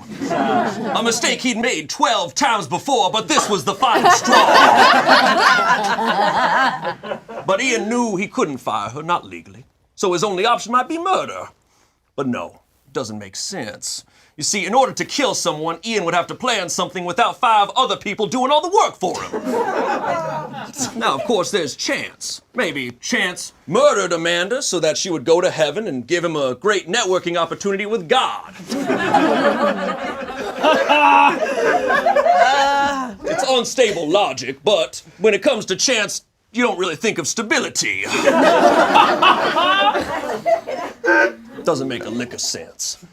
Which brings me to Olivia. Olivia has the cold, dead eyes of a killer, or someone who's just vaguely not interested in you. You see, the interesting thing about this poison that was used is it has to remain in a person's mouth for 30 seconds before going into effect, which means someone would have to do a bit so confusing, no, so befuddling, that they guaranteed they wouldn't spit their water out. But, unfortunately, this poison requires a lot of planning ahead, which is something Olivia has never done before. What about Lisa? Lisa, after being promoted to HR, had many reasons for wanting to kill Amanda. Amanda being one giant walking, talking HR violation. Maybe Amanda squeezed one too many arms and Lisa had enough. You might think Lisa can't do something like that, but let me remind you that just because someone looks like a first grade teacher does not mean they're not capable of first degree murder. You get it. Angela. See, I thought Angela could be a prime suspect. But on the day of Amanda's murder, Angela had been locked outside the building because security thought she was some sort of feral guinea pig. What's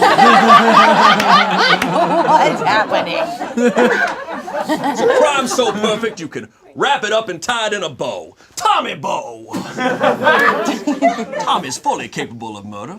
Now, we all know this. But poison would not be his method. No. Tommy would have beaten her to death and then kept on going afterwards, just like his bit in these funerals. Why would someone want to kill Amanda? She's perfect. Like a ruby. Or jazz music. No, it just clicked into place. It's been sitting right in front of us this whole time. And at all the previous funerals. Who the hell is that guy? Mr. Saxman.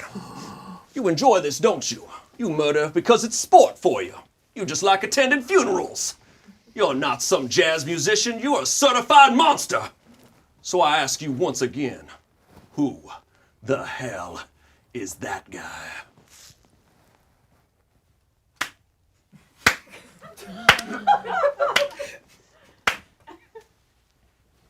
Oh, he's got Oh my God. He's got it! Oh, now he's not. What's he gonna do? Don't you do anything. He kissed the knife and now he's walking away. Oh, he's still. Well, Miss Crouch, it seems we solved the murder.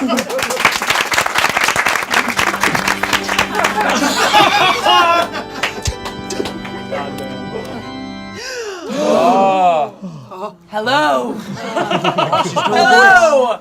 I want to touch your shoulder, but I can't. Stop. Mom. Stop. I love your hair. Anyways, thanks, guys. That was up. Ooh. But anyways, everyone told me that I have to roast you guys, which is very hard and fun, and I'm gonna do it right now. Okay, guys. So we all know I do characters, but I'm trying to work on some impressions. So I figured I'd start with you guys. So I'm gonna go over my prep work that I have.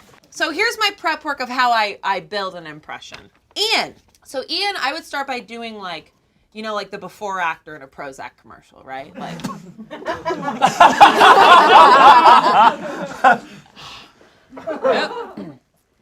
Yep.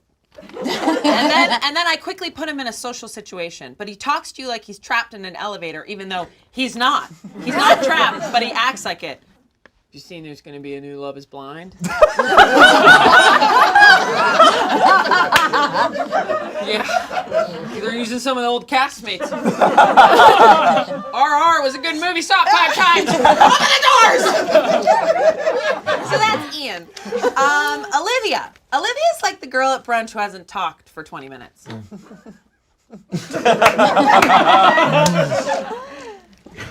Ew. And then suddenly she becomes possessed by an old witch.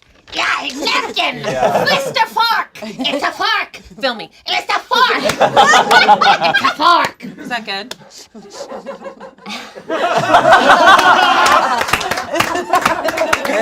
That's Olivia. Shayne. Shayne's like a dad at dinner. How's school? How's everything going? Good. How's your boyfriend?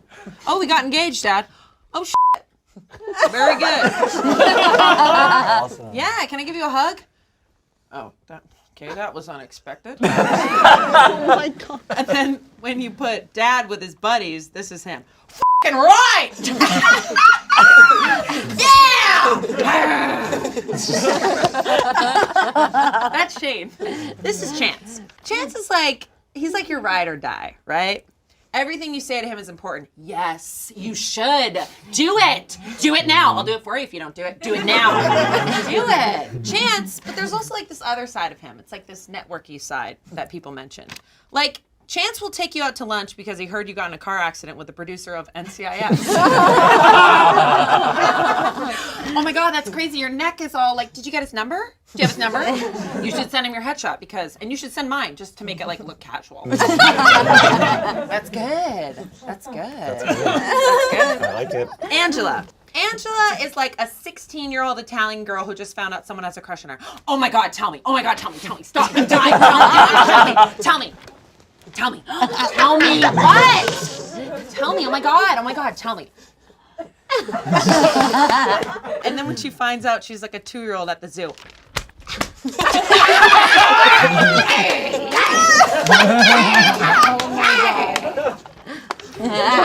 Tommy has the personality of a mom talking on a landline with a very long cord. She's like walking around the house cleaning and the cord is just rapping and rapping. But she's talking to her neighbors about all the other neighbors. Oh my God, tell me about it. Do you seriously? Oh my God, did you see Matilda's house? It's yellow. I should paint a happy face on it. Oh no, seriously. Yes, I know. How did this happen? And then act like that woman just found out that she didn't win the best mailbox on the street. No, that's fine. I don't care. I do not care. Oh, I do not care. I don't care. Who got it? Matilda? I will fucking burn her house down. Bye! That's Tommy. Woo! Lastly, Lisa. Lisa is sort of like the Karate Kid. Like, as a kid, she might have been more fragile, maybe got beat up once or twice. But then she goes to the mountains of Serbia to train with a sensei and gets, like, really good at fighting, like swordplay, hand-to-hand combat, and, like, jumping from, like, a rock to, like, another rock, like, in a position. And the sensei's like, you're ready. And then once she's mastered it, she goes back to her hometown to confront her bullies. But she's not going to fight them, because sensei won't allow it. Instead, she goes right up to them, knowing deep down, at a moment's notice, she could f*** their shit up. She just goes, what's up? Okay,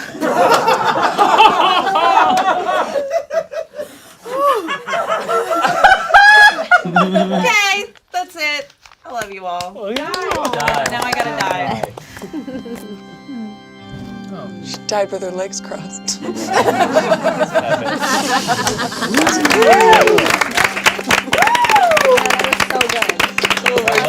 That was incredible. Everybody has exactly two things in common. We all gotta eat and we're all gonna die. I got back from South Africa, which I will not shut up about. Yes, I did urinate in my jorts. Yeah, don't clap for them, clap for me, that's right.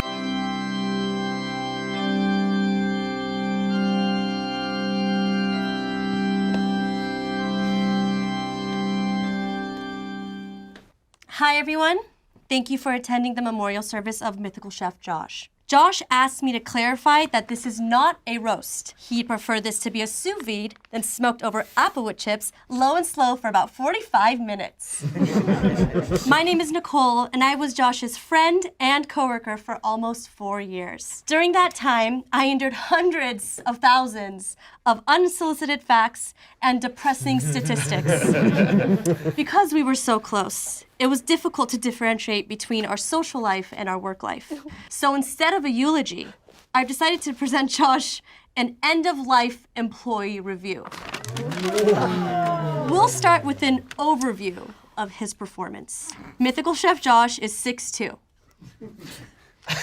215 pounds. Baby Gap t-shirt by choice. He stars in several Mythical Kitchen series, including Fancy Fast Food, Last Meals, Myth Munchers, and a few average TikToks. He is also the co-host of our podcast, A Hot Dog is a Sandwich. Please clap. Thank you. That's enough. But I feel like co-host is the wrong word, as he talks about 80% of the time. He was like if Gordon Ramsay was in Moonrise Kingdom. Now we're going to get into the areas of improvement. These are the things that he could have done better in his lifetime. Josh has a lot of problems listening and retaining information. He's like if a toddler took HGH. He handled work things like a friend and friend things like it's work. Like if he wants to talk about something on the podcast, he'd be like, hey bestie, it'd be like so slay if you could submit your time off request earlier. But if it's about our friendship, he'd be like, to whom it may concern, I have scheduled a calendar invite to go over the agenda, you bailing on lunch.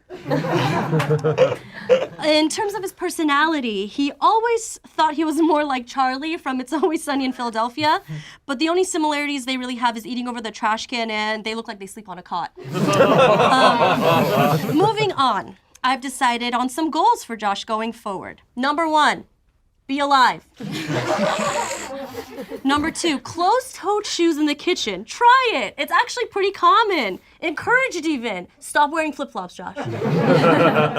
If you write another cookbook, I choose a different name than the Culinary Bro Down Cookbook. I recommend the Culinary I Only Have Male Friends Because I'm Scared to Talk to Women cookbook. Wherever you go in the afterlife, stop bringing up how easy it is to get rid of a dead body all the time. Unless you're talking to Ian, it makes everyone uncomfortable. So next up, we have the conclusion. Josh shows great potential for hell. Anyways, in Josh's honor, let's all put protein powder sludge in our cereal and gatekeep.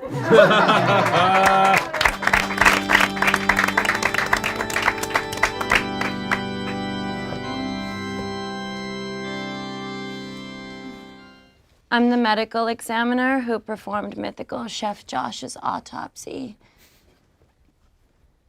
The start of this autopsy was no different from the ones I usually do. That's because I typically examine the bodies of beached whales and alcoholic coal miners. Still, Josh has the most f***ed up body I've ever seen. Our first discovery was Josh's staggering amount of implants, biceps, pecs, obliques. In fact, all of his muscles were implants. Obviously, except for his calves. Also, his personality was grafted from his ass. Look at him. The man was a machine. And by that, I mean he was technically a garbage disposal. Because all he did all day was slurp down yucky, stinky trash. I'm reading the report. That's the scientific term, yucky, stinky trash. That's what it says. Josh tested negative for anabolic steroids and off the charts for natty gains. He was fueled by something commonly found in humans, body dysmorphia. His head was full of larger dreams than starring in a YouTube channel. And his heart was exhausted from going back and forth, sucking down cheeseburgers and deadlifting 3 times his body weight as a treat. Josh's blood type was A1. The steak sauce. Josh's larynx was overworked from talking nonstop about where pasta actually comes from. Josh's lips contained traces of Rhett's and Link's butts from kissing their ass all day. Meanwhile, Josh's ass contained traces of Trevor's lips. Seeing this, I discreetly swabbed Trevor's ass, and they had traces of Nicole's ass on them. And Nicole's ass had Josh's lips. The Mythical Kitchen team is one giant human centipede obsessed with the melting point of Swiss cheese. Also, all of you need to watch your asses. Literally, it should not be that easy to swab each and every one of you. I swabbed Damien's ass just sitting next to him. Oddly, I only found traces of his own lips.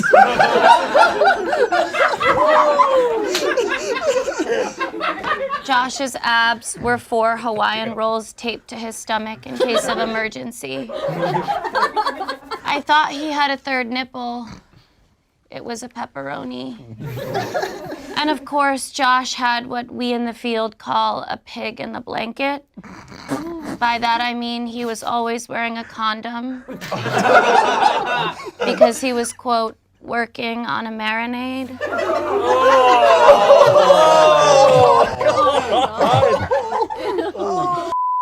After performing such a harrowing autopsy, I have decided to quit medicine.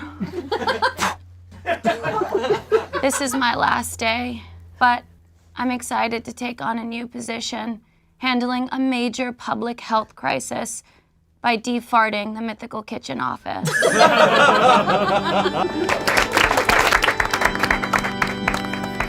Well, I'm next, so this is so sad. Like, I barely knew him.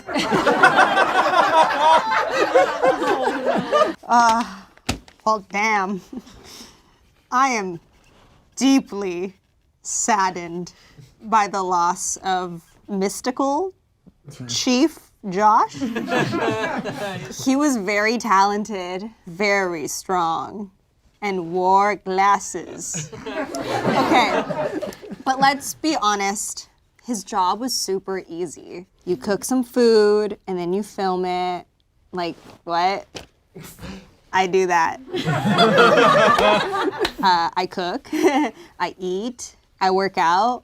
Where's my salary? So here are some reasons why I, Olivia Sway, should be the next mythical chef. You're dead, dude. Okay, like Josh, I can also give dumb cooking tips, like make sure to rinse your olive oil. Like, what does that mean? At this point, I'm even confident that I can write a better cookbook than Josh. Like a funnel cake burger? Where did you learn to cook? Dave and Buster's bathroom? I can say dumb facts about food too, like give me a food. Lasagna. Lasagna is a food. So, yeah, vote for me, Mythical Chef Olivia. I didn't mean it. It's okay. I did. It's okay. It's okay. Oh no! Hi everyone, it's me, Tom Hanks. You might know me as America's last non-canceled celebrity as of the current time we're shooting this video, which is significantly before this video comes out, so fingers crossed. I was a recent guest on the Last Meal series over on Mythical Kitchen because I love what you do. I love what you all do. No, I'm just kidding. A Man Called Otto wasn't selling. But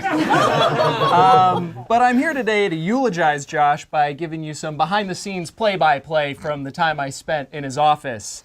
Up close, Josh was kind of like my character in Big. He was also named Josh, and he looks like a child struggling to navigate the world in a grown man's body. That said, right off the bat, I like the guy. I think it's because he was basically a character from Forrest Gump.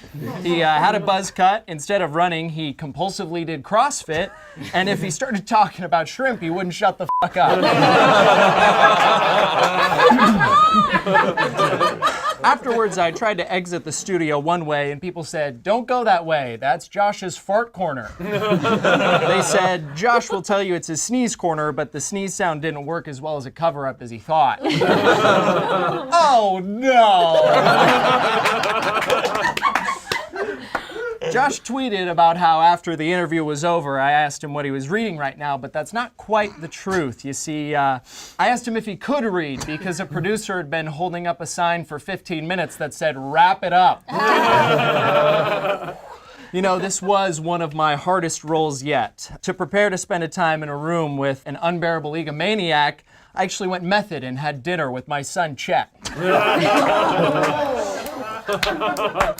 You know, didn't this used to be a comedy channel? Is it all right if I do some jokes? Is comedy okay here? Yeah. All right. You know, Josh was going to be in a remake of one of my movies. We called it You've Got Mail, Growth Hormone.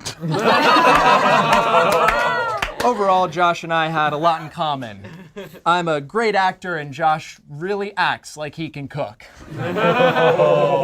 And finally, I would like to change my last words. Just lose my number. All of you. Lose it. Please.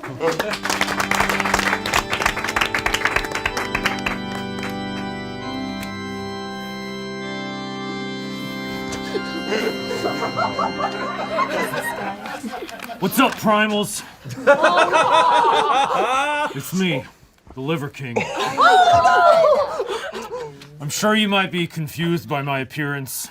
It's true. The Liver King has lost a significant amount of mass over the past few months. You know, recently the king was outed for allegedly using $12,000 worth of steroids a month while claiming to be all natural. So now I'm off the juice and presenting to you in my natural form. Went from looking like a Viking overlord to a Wish.com Rhett McLaughlin.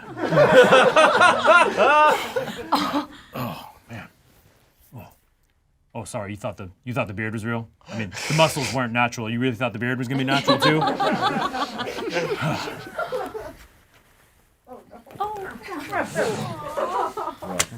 Primals want to know, how did Liver King and Josh become best friends? Well, we're both ripped and we make some of the most horrific looking food you've ever seen. We would pick up logs in the forest and he would feed me salmon made with fruity pebbles. We would exchange complex ideas like wearing backwards hats and making intolerable podcasts. Liver King has spent his Career, developing the 9 ancestral tenets. The 9 steps designed to restore man's connection to Earth. Those tenets were eat, sleep, fight, scam, lie, scam again, and 4 more tenets. Josh had his own tenets that he based his life around. Not to reconnect with Earth, but to reconnect with being an annoying meathead. I will now present to you Josh's ancestral tenets. The mightiest soldiers are always equipped with the finest jean shorts. All shorts should be jeans, and all jeans should be shorts. Other primals need to be constantly reminded of your knowledge. Spouting out random facts about food is way better than asking someone real questions like, how are you? Or why are you slowly backing away from me? Post more photos of yourself with food than with the love of your life. Make sure everyone is constantly aware of your presence by making loud chewing noises on camera. Be sure to travel to all different parts of the world. And if you can't do that, just post forever about that one time you went to South Africa.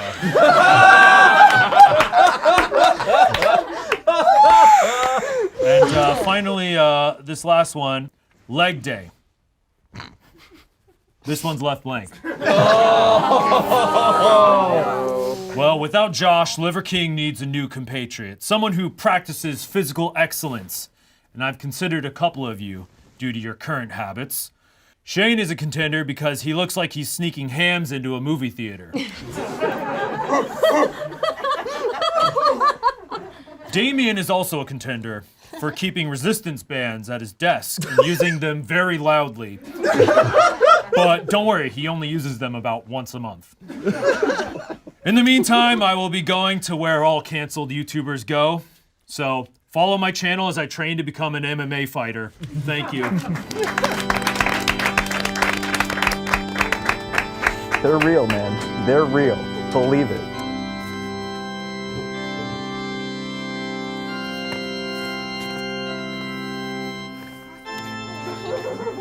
I'm world famous sports commentator Linda Ball, and you're watching with all my 3 microphones because I got to make sure the TVs, all of them, can hear me. You're watching me. This is Josh Harris' funeral. Make some noise. Woo! Yeah! We all know Josh was a big sports fan, mainly Philadelphia Eagles. Congrats to the Eagles on their big Super Bowl win, or not. We don't know. We're shooting this before then. But wasn't Rihanna great? Yeah. Rihanna's great. Yeah. Crazy to know there was a game during her concert. That's great. Josh and the Eagles have a lot in common because Josh also sucked ass this year. Has there ever been an internet celebrity chef with more muscle than Mythical Chef Josh? He makes Julia Child look like Julia Baby. His physical abilities were absolutely immaculate.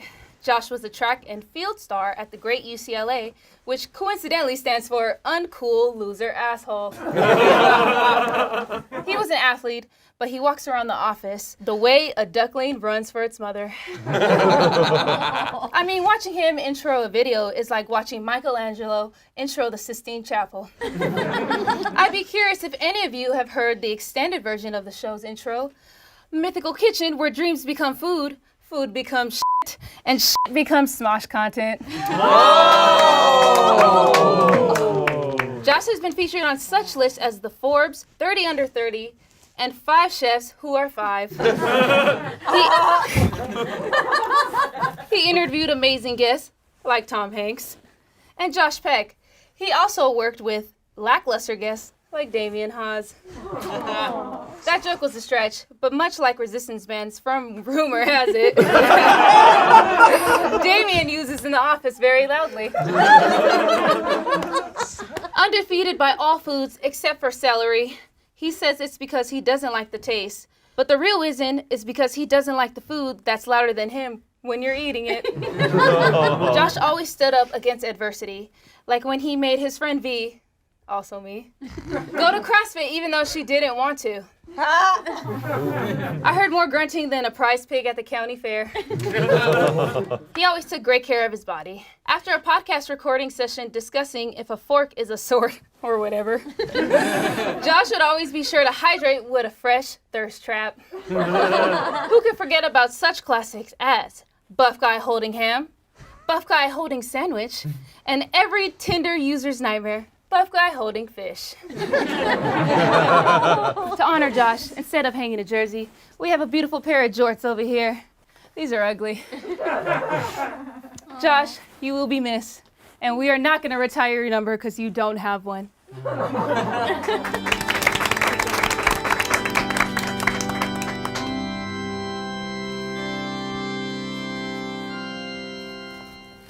Josh has finally passed. And now we have no more buff men with zero sex appeal to put in our videos. Normally, it's Tommy who does these ones, but Tommy's out sick. He's out sick of doing the same bit 12 funerals straight. Or 12 funerals gay. I'm an I'm honored to be here today to be a part of Josh's funeral. Some of you may know this, but both of us were raised Jewish. We're of the chosen people, but if it was up to me, I would have chosen to never have known this guy.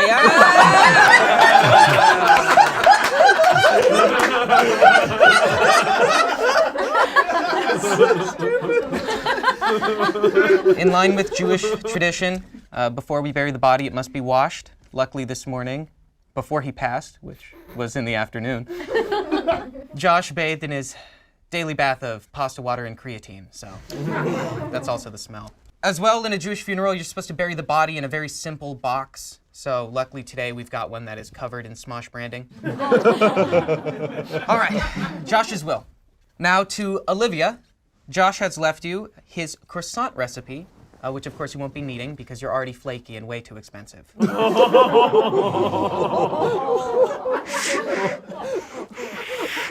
Ian, Josh has left you his paring knives because everything you say is dicey. As well, he left you his knife sharpener to help with that dull person. You know it's coming. Yeah, we all know it's coming. It's not a funeral without one of these. Your personality's dull. Shayne, Josh has left you his teaspoons because you've got little spoon energy. V, even after Josh's passing, he's requested that you keep your job in the Mythical kitchen. We know that you were hired during COVID, and it's insanely obvious that Rhett and Link had no taste when you came through.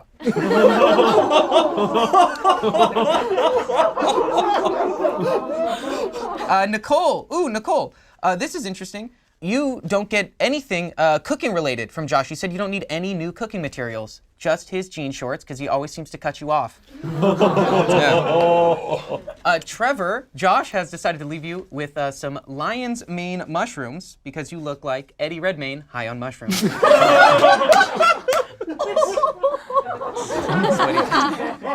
Arasha, you will receive a pot of boiling water because most people can't stand being in contact with you for more than a few moments. Sorry,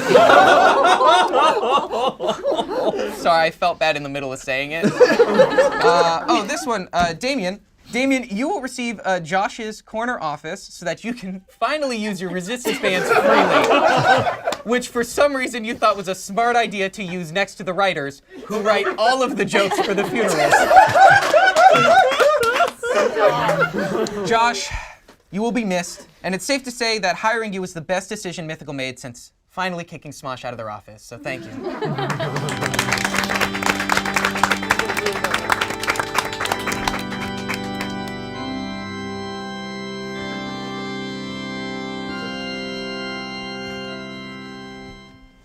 We get reframed. A little tall over here. Ding dong, this chef is dead. Mythical Chef Josh has met his untimely demise. Let's talk about that. Hi, I'm Rhett. I'm a big man. And I'm Link, and I'm slightly smaller. And you're watching Good Mythical Morning. That's morning with a U. Today we've been given the task of eulogizing our former employee, Mythical Chef Josh. Now, we're all sad to hear about the untimely passing of Mythical Chef Josh. When I heard the news, I was doing goofy missionary sex with my wife. I reached my arm over to the living room and grabbed my phone and saw a text that Josh had died. You know, when I had heard the news, I was saying... Now, when I was in school, I played point guard. All right, thank you for interrupting, but let's all remember we're here to talk about Josh. The long and short of it is that we always found Mythical Chef Josh abso-fucking-lutely terrifying. My shoulders have not relaxed in years. His eyes are cold and unfeeling and terrifying, like if a husky was a landlord. His arms were absolutely shredded, like barbacoa, or me on a guitar, apparently. Now, he's the closest thing we've ever seen to the Terminator, like he was sent here from the future to assassinate the vibe. But just because we feared him doesn't mean we have to miss him.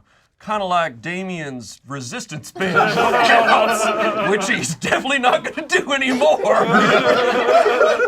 It's a shame, too, because he did them every day so quietly next to the loudest f***ing talkers in the world.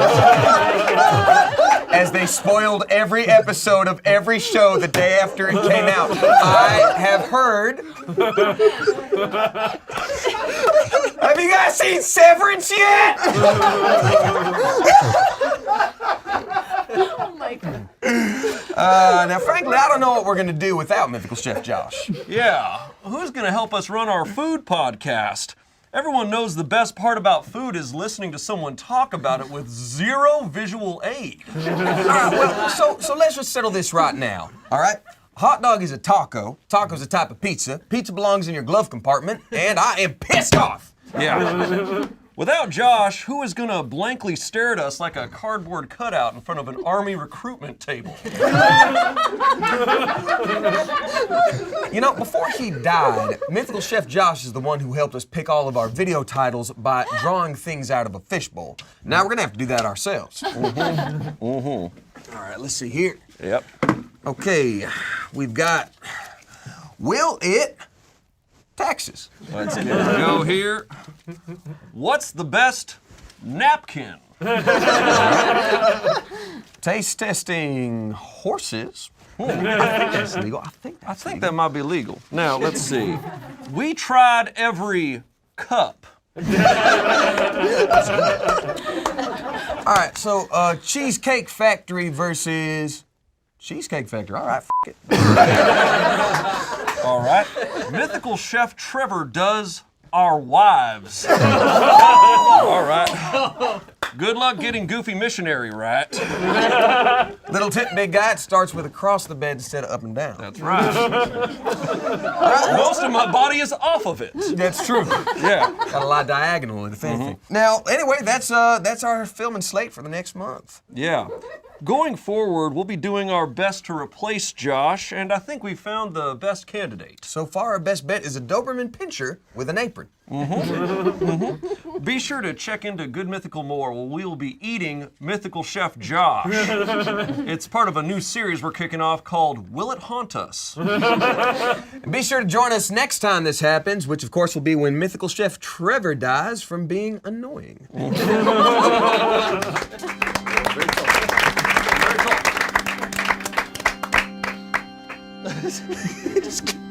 What the f*** is my pre-workout?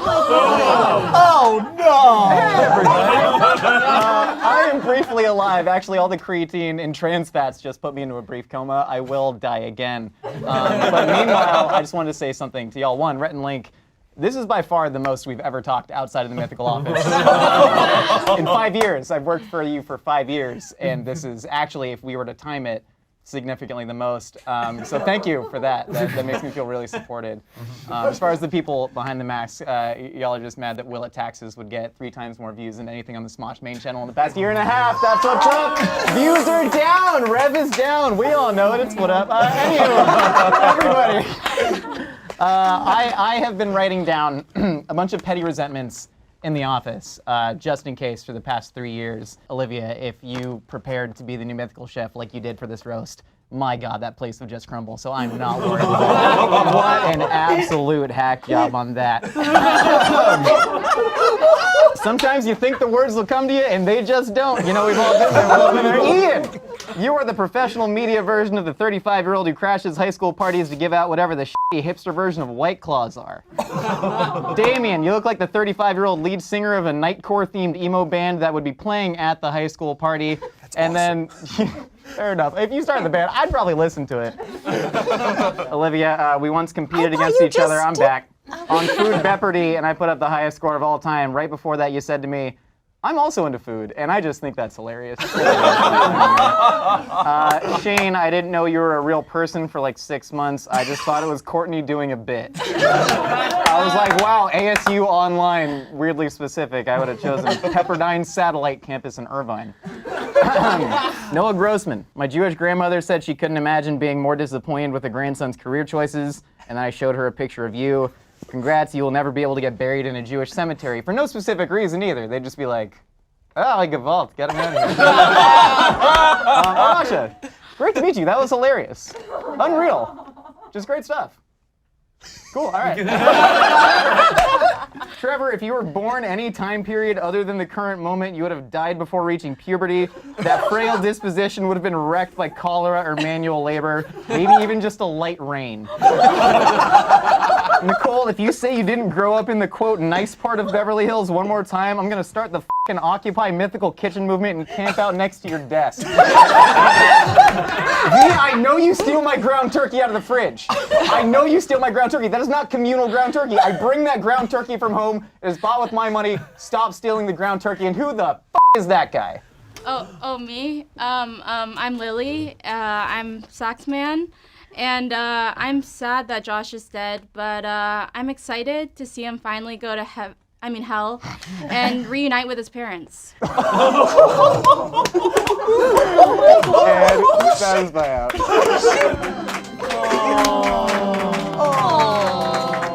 Wow. Can I be alive? That was a really great time. That was super fun. Thank you everybody for yeah. I know how to talk to women. It's just sometimes I get nervous. Have you ever thought maybe they're afraid to talk to you? You know, I'm mulled over the possibilities.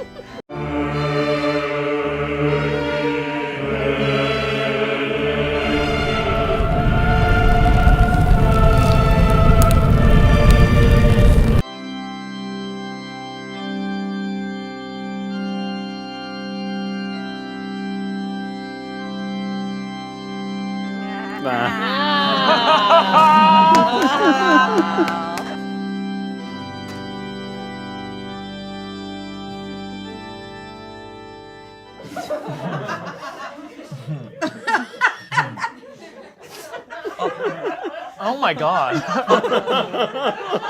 Hey there. Don't be alarmed. I know what you're thinking. Is that Garrett up there speaking at his own funeral?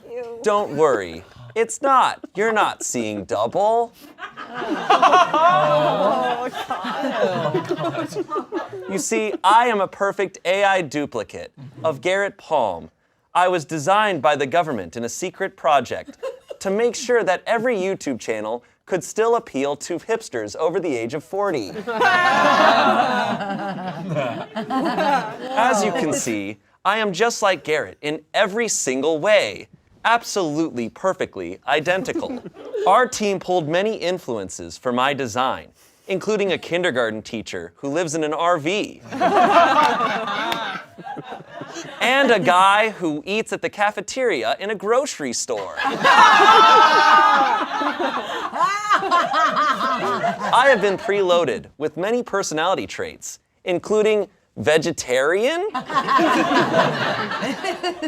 I have also been taught many of Garrett's most popular catchphrases, including, what? And I'm still working on the laugh. I can't.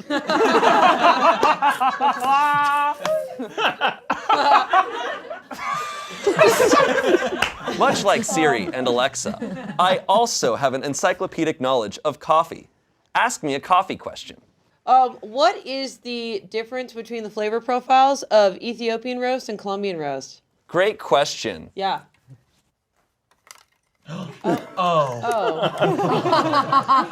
Don't be alarmed. Okay. It's not a bomb that I will activate. Simple. Of course I know the answer to that. But I don't need to tell you. Garrett Bot has many improvements on the original Garrett model. Features such as good at sex. Double penis size, coming in at 4.5 inches. Oh my God. Actually does stuff at work. And cool. As an AI, I am constantly learning to be the most maximized version of Garrett. I like to learn things from the people I see in life and television. For instance, I gained all my comedic instincts from Chris Kattan. And let me say, Chris, it's such an honor that you're here. Oh, wait. Sorry, that's just Angela.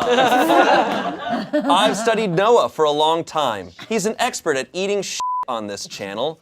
From his old series, Put It in My Mouth, to 90% of the characters he does. I learned the most from Tommy, because it's quite clear he's a robot as well. You can tell he was made by Tesla, though, because he's prone to blowing up over minor changes to his environment.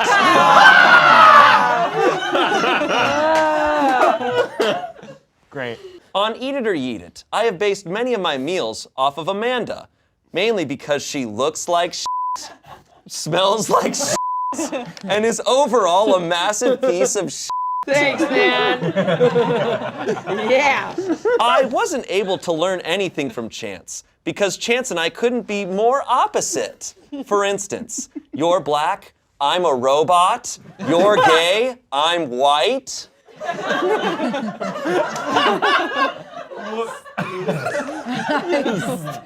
Now, for my next order of business as Garrett Bot, I must kill John Connor. Goodbye.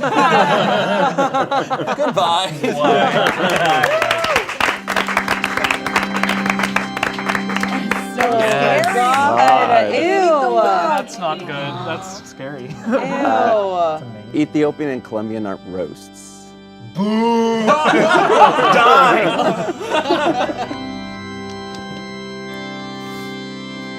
Yeah. All right. What's up, Portland, Oregon? Yeah. Okay. Awesome. It's always bittersweet to see someone of an old age die. So sad. So old. Hello, my name is Forrest. Forrest Ham. I was Garrett's right-hand coffee barista.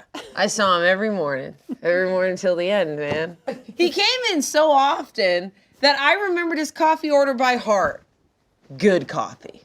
And I'd say, yeah, of course, dude. But do you want milk or cream or sugars? And you were like, I just want good coffee. And I was like, dude, you are a brother. But my life really changed when this wonderful man invited me to join his coffee club.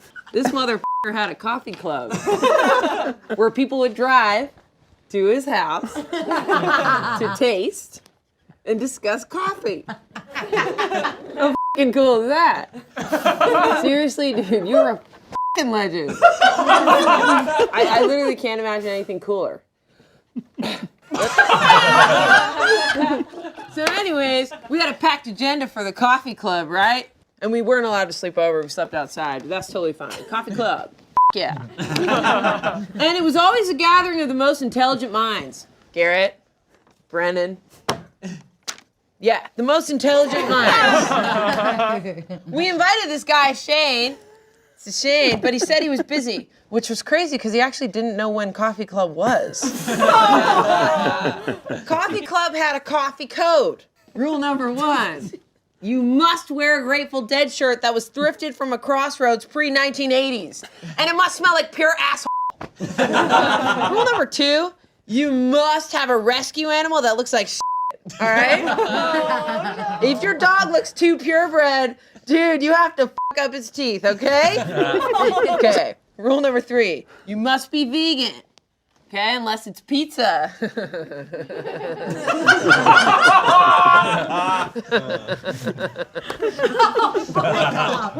Rule number 4, drop acid. We did it. We dropped acid a lot. Oh, sorry. We dropped malic acid a lot. We saw some shit. We saw some crazy shit. Like your dog was like swimming. Okay. All right. I should probably go. I'm brewing some Folgers right now, which is what I call needing to use the bathroom after I drink some real coffee. And here's your coffee, buddy. I love you.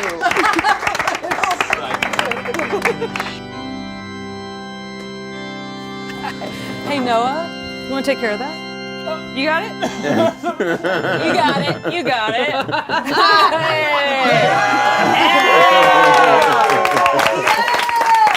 Okay, I know what you're thinking. You don't recognize me. I'm Vita, the camera operator. You know, the only actual view you get that's not a bot? Oh. I mean, I wish I had the option to click off after 30 seconds or leave the room as soon as we start rolling, like Brennan. Oh. But I can't. I have to do all 2.5 hours of Legacy, so... I just have to thank you guys so much for this opportunity. I finally get to have eye contact with the cast. Oh my God. And I get why crew isn't allowed to look you in the eye, because it's very unsettling. Can you push in on Chance? And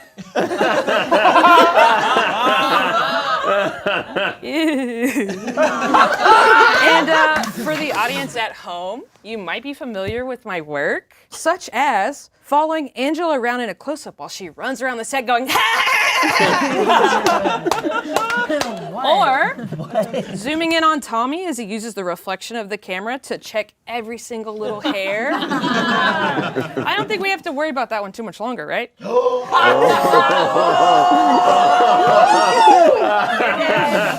It just takes up a lot of time. You're dead.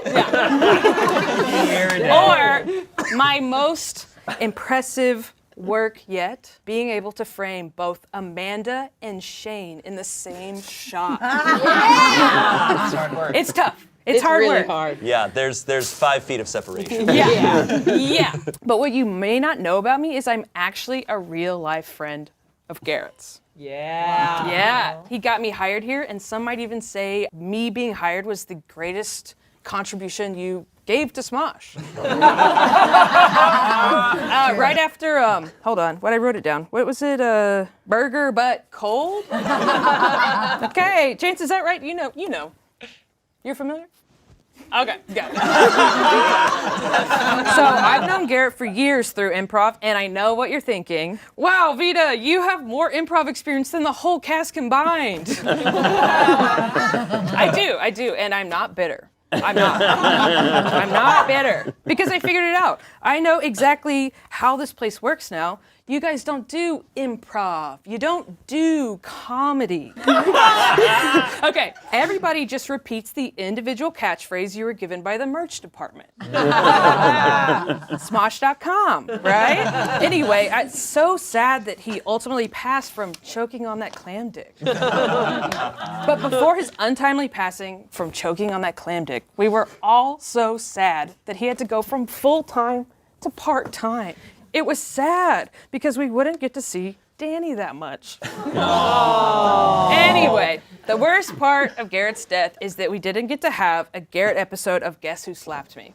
Especially after he had the most iconic Try Not to Laugh bit where Alex slaps what chin you had. Everyone was excited to think about slapping you. Even Kiana, as soon as the rumor floated around, she started training like it was Creator Clash. And it kind of would be if Garrett had created something. Oh! And I know you're thinking food poisoning does not count. Oh, wow. But anyway, before I go, and I have your attention, your eye contact, I have a few camera notes. Oh boy. Notes from behind the camera. Okay, so this one's for Amanda. You guys probably won't get this. Amanda, please look at me. Why don't you look at my camera during Legacy? I don't know. I always forget. Yeah. It's really bad. I don't know if you're mad at me because when you got your haircut, I thought it was a wig and you were playing Lord Farquaad. Did we not just talk about this? But I'm so sorry. I'm so sorry. Okay. Okay, Chance, can you stop looking at me? If you can make less eye contact, that would be great because it really pulls focus. And I mean like in a literal way, like no matter where you are in the shot, the camera focuses on you. Okay, Tommy, I know you do a lot at this company because when you're on camera, I can see you mentally going through your checklist of shit you need to be doing.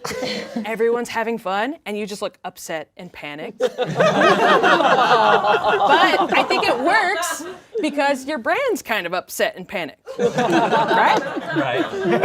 Okay, Noah, you do realize that when you dye your hair green, it makes it really hard to do green screen? Yeah. I feel like since you've worked here since you're like 17, you know that, but you must be trying to get out of games videos, and I get that.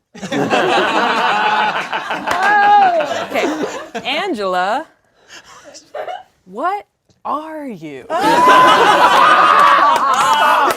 Okay, when I'm shooting you, it feels like I'm in a nature documentary where if we can be quiet and you forget that the cameras are there, you'll stay still. But as soon as there's any sense of motion, you're gone. Wow, so true. And Shayne, this is less of a camera note and more of just a compliment. You really bring so many characters to life. And like a few of my favorites are YouTuber laughing while playing an incel. Wait, YouTuber laughing while playing an old wizard? And oh, I love this one. YouTuber laughing while playing another YouTuber if they had escaped from prison? I think it's a lot of layers. It's very method. I respect it. Okay, and lastly, Garrett, since I'll never get the chance again.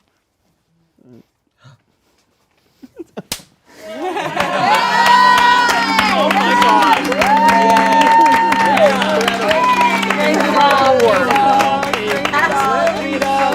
Why did I do this?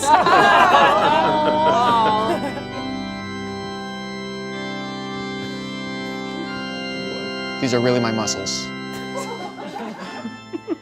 Hi there, everyone. It's me, young Garrett. 21 years young. That's right. I teleported here from the summer of love, 1969. Mega groovy. So right now, I'm just a young hippie from Portland, or Seattle, or something. I don't know. Whatever. I'm here to make art. That's what I'm going to do. Art that changes the world. Art that takes years to make. So first off, in 5 years, I'm going to move down to LA, pursue my dream of becoming an actor. Inspired by, of course, my favorite actors, Mo, Curly, Larry, Shemp sometimes. See, I'm gonna be successful and famous, and I'll never have to explain to my family what I do. You know, I'll never be a failing actor on a YouTube channel who is stuck behind the scenes frying bull penis. What's YouTube? Oh, a little something I'm working on. In 10 years, I'm gonna have a job where people are nice to me, okay? They appreciate me. And they also love the boba that I make for them. What's boba? A little something I'm working on. Now, 15 years from now, I have a plan to give back to the world. I'm gonna start something just like Doctors Without Borders, except I teach improv around the world. I have so much that I'm definitely gonna do with my illustrious life, my one and only life, but here are some things I'll never do. Let me list them for you. I'll never drink coffee, because I'll be so hyped with my youthful energy, I won't ever need to be caffeinated. See, I'll never be the oldest person working at a media company. Or on my improv team. I'll always remember that at 35, you just stop.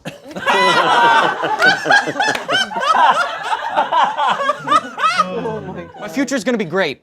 And people definitely won't come up to me daily and let me know that my girlfriend is much funnier than I am. Just so much funnier than I am. Hey, it's the 60s, guys. Second wave feminism. No matter what, I definitely don't see myself ever working for a two-partner investment firm where I help manage funds and then sort of just careen through my entertainment-adjacent career, ending up on a YouTube channel where I'm semi-fired from my job, and Smosh throws me a funeral because they're running out of actual cast members to cast. Yeah, it couldn't be me. What's Smosh? A little something I'm working on. Anyway, I've got to go and find the elixir to come down from this acid trip back in the summer of '69. We're on the moon, baby!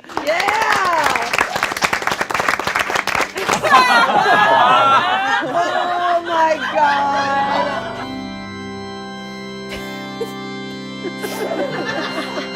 I'm Garrett's widow, I guess. We were never married. It's just so nice that Garrett died as he lived, being made fun of by a bunch of people he thought were his friends.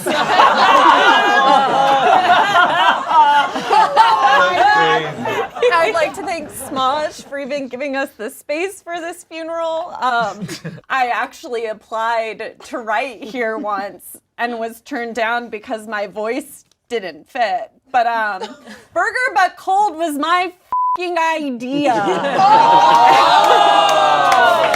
idea so good they made merch of it. And Vita brought it up to make fun of it, but sometimes the dumb ideas are the best ones.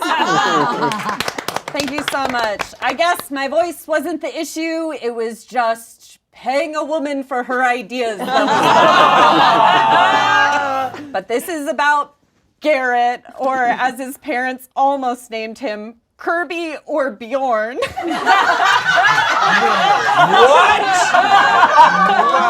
Oh, you're screwed now. Kirby's screwed. Kirby! Bjorn! Early on in our relationship, I actually made fun of Garrett so much that he asked me to stop bullying him. So I'll just be giving Garrett compliments today. Oh, wow. And that's not difficult because Garrett's such a wonderful person. I mean, he was so humble that as soon as he heard I was roasting him from beyond the grave, he immediately gave me several pitches roasting himself. But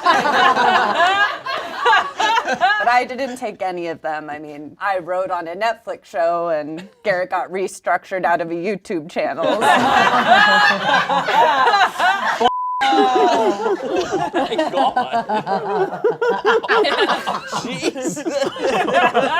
It never surprised me that Garrett worked at Smosh because he's so young at heart. That must be why when we first met, he was 34 and still living in his parents' basement. And I was so grateful when Garrett finally found the perfect niche with Eat It or Eat It for somebody who loves food but is so bad at making it. And he got to be an inspiration and a role model for so many young Smosh fans of what happens when you follow your dreams and they don't come true.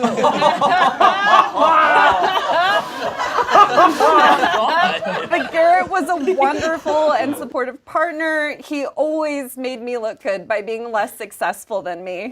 Garrett and I both identified as writers. We had that in common, but we had different styles in that I wrote and Garrett did not.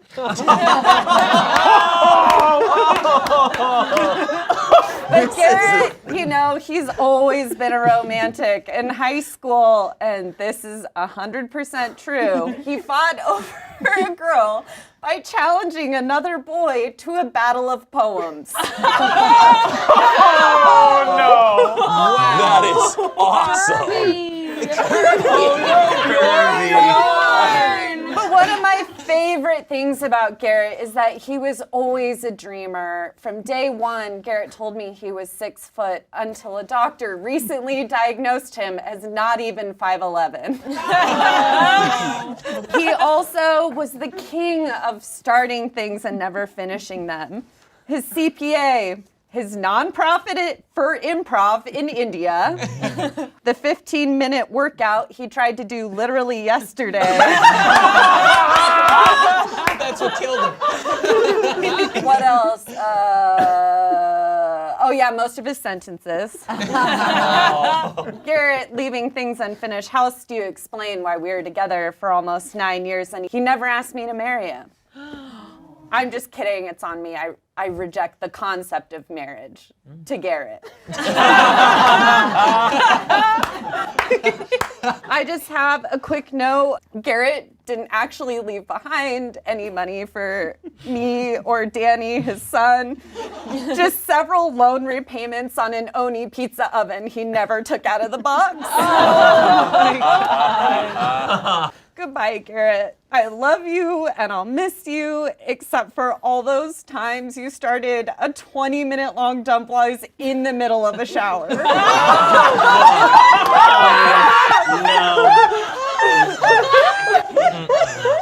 When I smell the swampy scent of a plant-based turd, I'll know you're with me.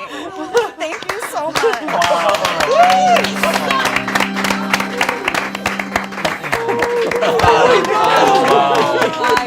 That was a murder. He's dead twice. Yeah. Yeah. He killed Garrett, Kirby, and Bjorn.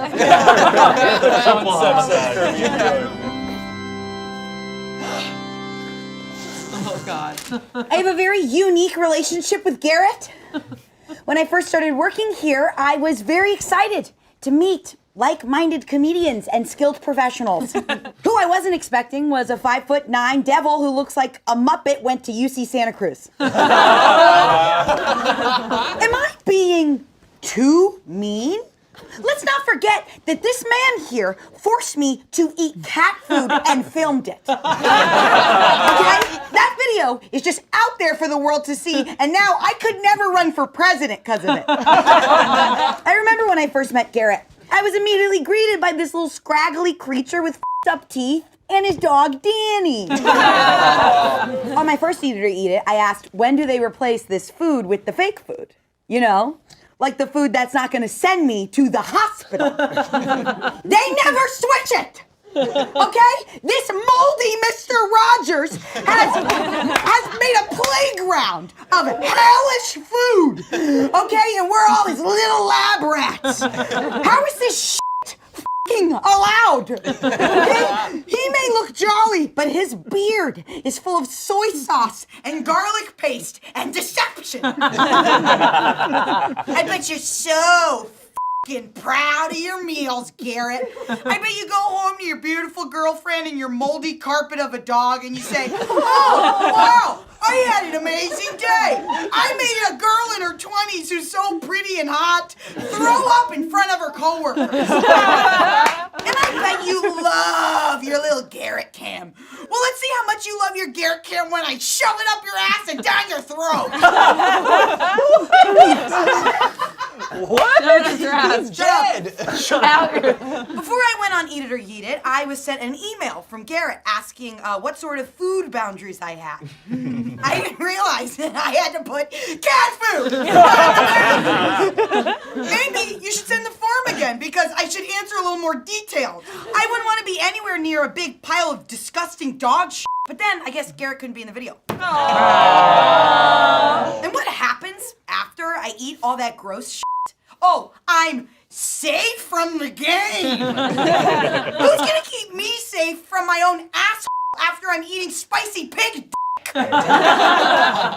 In his defense, Garrett claimed he tried everything the cast has tried. But that's ironic because he's never tried to be funny once. Huh? This man is a con artist, okay? And we just sit back and we just let it all happen, okay? This office is fucking crazy with pre-pro, okay? These meals were written out on a Google Doc that had another Google Doc that had another Google Doc. Y'all had meetings about this and you did nothing about it. Vita, you knew I was gonna eat fucking cat food and you sat there and you filmed it like a sick Nobody took a moment to go, wow, Angela's a sweet girl who maybe has more to offer this world than just eating poo-poo dang shit on YouTube. There must be another way to get views, my guys. This can't be all there is. Okay, this man should be in federal prison. Okay, Eat It or Eat It. Try it, misdemeanor or felony. Try to get safe from that game. Everybody loved it when I slapped the bag. Next bag I'm gonna slap is your oxygen tank, because I'm gonna strangle you with your own f***ing Garrett cam. I don't feel like you're listening to me. I feel like no one's really listening to me. I ate cat food. You know what kind of feast I'd fancy, Garrett? Your last meal. And I don't mean the Mythical show, electrical chair. Sorry, I got heated there, Garrett. You've given me so many nice meals, so I've decided I want to make you one. Can you fly it in? Oh. Wow.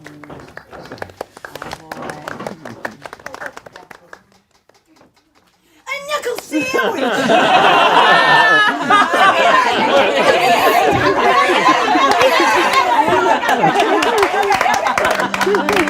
That's all. You're f***ing Viking.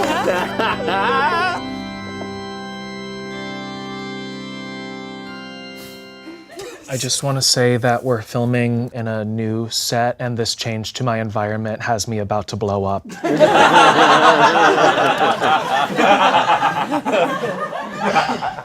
Where were you when Garrett died? I was with Garrett and I handed him a Starbucks and he took his last breath. Many people didn't know Garrett as much as he so desperately wanted them to. One thing he is known for is being the madman behind your favorite eat it or eat it foods like, oops, this melted my teeth off. Garrett also had a dog named Danny who loved trash so much that he cried when Garrett was too far away. Garrett was a shapeshifter of sorts. To some, Garrett was like if a tumbleweed was embarrassed. To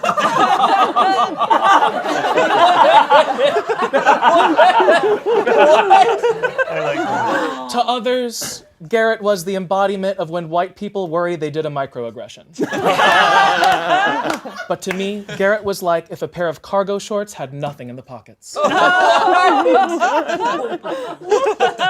Because I was on vacation, I was unable to attend Chef Josh's funeral and roast beef. Get it? Plus, like the Smosh main channel, I was completely out of ideas. Also, I want to note that Garrett has written this will in pencil because he was worried it wouldn't biodegrade if he used permanent marker. Noah will receive paper towels and all-purpose cleaner because Garrett thought Noah was a sink after manscaping. Little bits of hair all over. You know what I mean? Vita will receive Garrett's extended family because Vita hugs like they don't have one.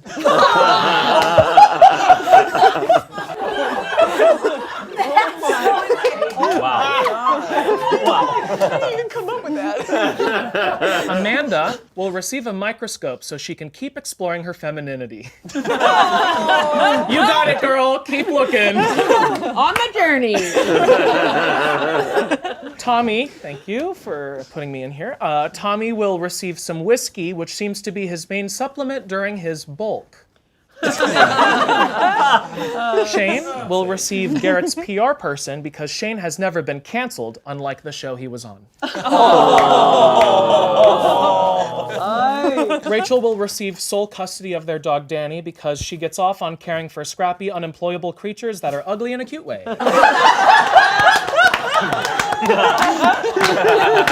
Chance will receive Garrett's Hasbro tabletop game since Chance is a hungry, hungry bottom.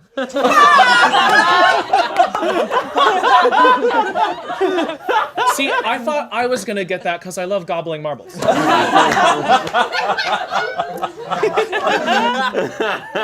Angela will receive one of those wind-up teeth toys since Angela is like if a mouth had legs. You wish. I know we're all mourning the loss of our dear producer. Oh my God. But nobody is mourning him more than the diverse population of Portland, Oregon, to whom he has left his Portland organs. Oh! That's humor for Garrett. Bad joke. In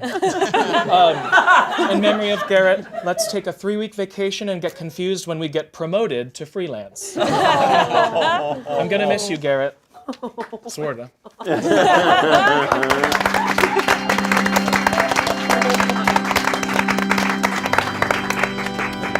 Oh, it's gonna be okay.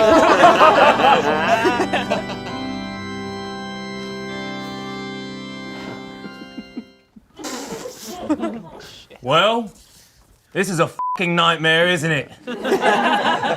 Hello. I'm world-renowned chef Gordon Ramsay.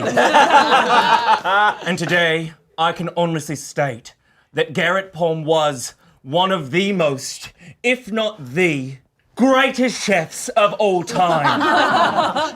His recipes had such creativity and zest that was a great juxtaposition to his personality. I discovered Eat It or Yeet It when I was Googling people desperate for attention and a paycheck eating clear foods. What I saw was utter brilliance surrounded by crippling incompetence. It's strikingly sad that Garrett was never recognized for his brilliance. He never got a Michelin star. He never got a Hollywood star. He could never afford a subscription to Stars. He shared one with Rachel. Garrett reminds me of myself. I enjoy looking down on people. I enjoy putting people down. I sport an unstylish hairstyle. I know what it's like to be in a room of yammering monkeys. But Garrett's creativity is in a league of its own. I mean, how many times can you use malic acid and agar-agar in a dish? Seemingly limitlessly, right? Because it's almost every episode. Before he died, I actually reached out to him to collaborate on a few recipes, and he didn't respond to my emails until I said I was Kiana, and we managed to create recipes inspired by some of the cast and crew. So I will share them with you today. Shayne's short rib. Put short rib in a slow cooker for 8 hours with some beef stock that's a little too beefy for my taste. Don't add a single herb or spice, and voila! You're done. This recipe is bound to not be a conversation starter. Amanda's beef tartare. Oh. Inspired by how raw and undercooked most of Amanda's characters are.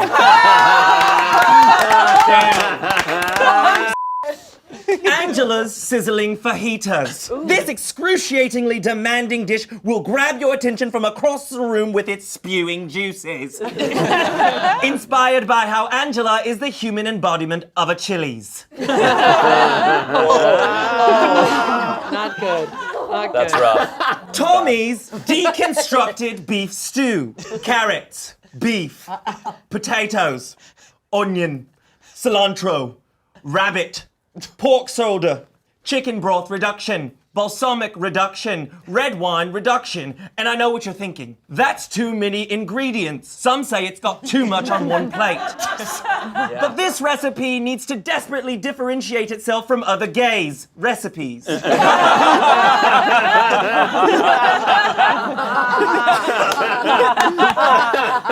Noah's shepherd pie with rainbow shard.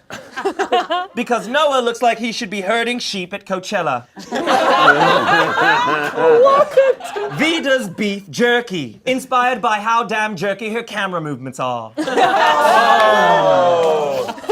Rachel Van Ness's hot dog, because Danny, the dog she and Garrett share, is hot. Yeah. If these recipes are too complex, well, I have something that none of you are bound to mess up. So, let's make a couple sandwiches.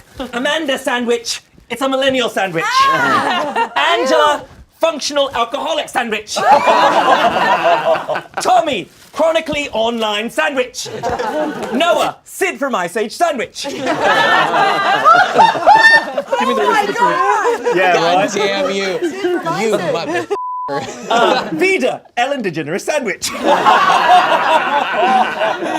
Rachel Van Ness, better half of a sandwich.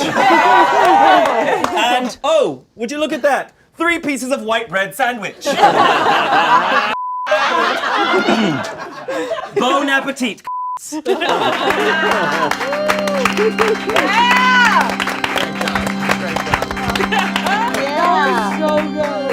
Your aim was incredible. Oh yeah, I played baseball before I came out.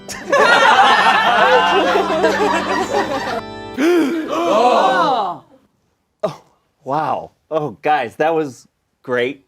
That was really good. I really enjoyed that. It was very fun. I loved it. God damn it.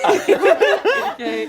God, you guys really were desperate for guests. Scraped the bottom of the barrel, and here I am. You know, there's nothing like being made fun of by the company that took away your health insurance. I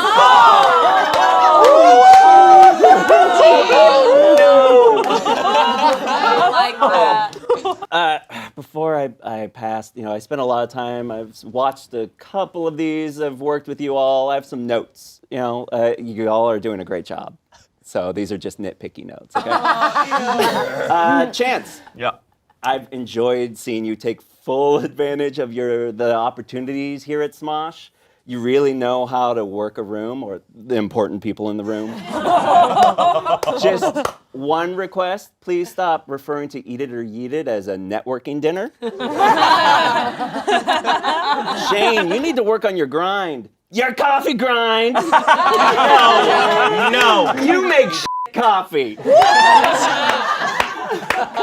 Okay, some of you may know that Noah was just in another car accident kind of recently. Noah, I know you've been through a lot, but that doesn't mean you have to punish us with all of these extra Twitch streams. All right? I can only donate so much to car payments. All right? I mean, I haven't actually donated anything yet, but... Angela. 4 years ago, you borrowed a hot dog costume from me. I have it. I have to give it back to you guys. You have it? Yeah. I mean, you know, no worries, no hurry, but I'm sure the bit was killer. Sure it was a really good bit. That's real? Oh, that's real. I literally completely forgot. Vita, so when I referred you to get a job here, you were immediately beloved and utilized to your fullest potential. What's that like? Tommy. Hey. Honestly, no notes. You're such a gifted editor, and I can't wait for you to keep editing for years and years and years and years, your whole life. Rachel, also no notes. Wow. Thank you. Honestly, thank you for doing this. I'm really glad you got to be a part of this video. That way I have something to show our couples counselor next week. And, I am pretty certain I'm going to win that session. That's good. That's good. Finally, Amanda, could you please tone down your professionalism? This is a YouTube channel, not a TV channel like G4. Right before I died, I meant to answer some of these emails. I'm still not going to answer them. I'm just going to read some of the emails you guys sent me. This one is from Chance. Hey, man, please don't tell me who Anthony is. I can't afford to lose my only bit. This one is from Noah. Sorry, I'm going to be late. I have to go home and change. I realized I'm not clashing enough. This one is from Angela. Yeah. This one, okay, this is an email from Vita. I'm going to be late. I'm trying to figure out my outfit. Which one? That college guy with the frisbee or Noah but boring? Wow. College guy with the frisbee. Okay, this is an email from Tommy. Let's see. Sorry I can't make it to your meeting. I'm having a good mental health day and I'm really trying to keep that vibe going. This is an email from Rachel. Let me know if Smosh wants to shoot my sketch I applied with about a bachelor party that hires a cum-eating monster instead of a stripper. That's a real sketch. You wrote? Email from Amanda. I'm unavailable to work next week. I'm busy teaching improv classes for no money or reason. I got several from Shayne here. Not coming in today, I realized I don't need Smosh. I got Goldberg's money. Quickly followed by JK Goldberg's canceled. Sorry, sir. Be right in, daddy.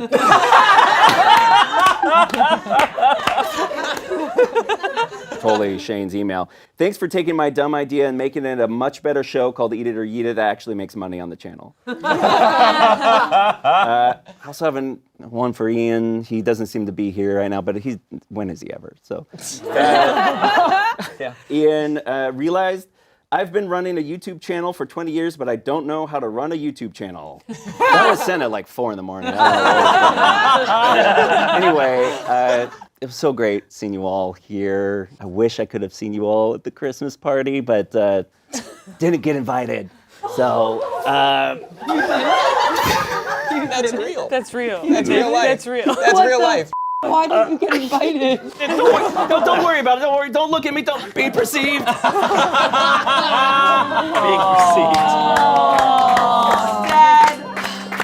Airing grievances on camera? That's Tommy coded. Once, when we were on vacation in Paris, the city of love, we missed seeing the Eiffel Tower because Garrett made us wait 3 hours in the rain to get dinner with his ex-girlfriend instead. I've still never seen the Eiffel Tower. Okay. Herbie! On this channel, we're more than just trying things. Even though Eugene clearly hates us, we're still best friends. We have been trending. My BMs have been wild. Oh, yeah.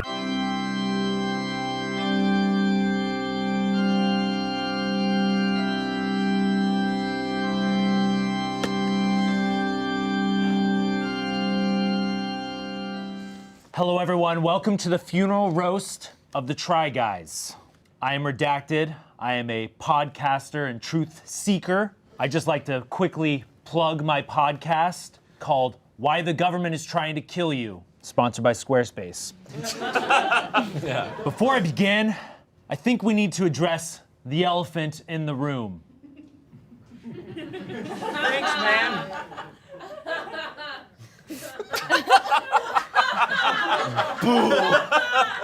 On to the reason I am here. I have committed the past 10 years of my life uncovering conspiracies about the Try Guys, and today I am going to reveal all of them. Everyone likes to talk about the Try Guys, but nobody has ever asked why guys. Okay. Sure, you may think they're just some innocent guys that look like they're in some kind of retired ska band. But don't be fooled. They're in the pockets of big corporations. Zach is funded by Big Oil, and Keith is funded by Big Mouth. Have you ever actually thought who loves the Try Guys? Saying you love the Try Guys is like saying you love that channel that comes on when you go into your hotel and you turn on the TV. No, the Try Guys are at the front of every major government psyop. As we all know, the CIA funded modern art to increase patriotism. The CIA funded the Try Guys to decrease patriotism. Because there's something so grossly American about getting paid to make cakes poorly? But the conspiracies don't stop there, folks. They are using a fake Eugene to film their videos. Yeah, that's right. I know it's very hard to tell, but if you look closely, you will see that when Eugene isn't there to film, which is often, they're using a scarecrow with concealer.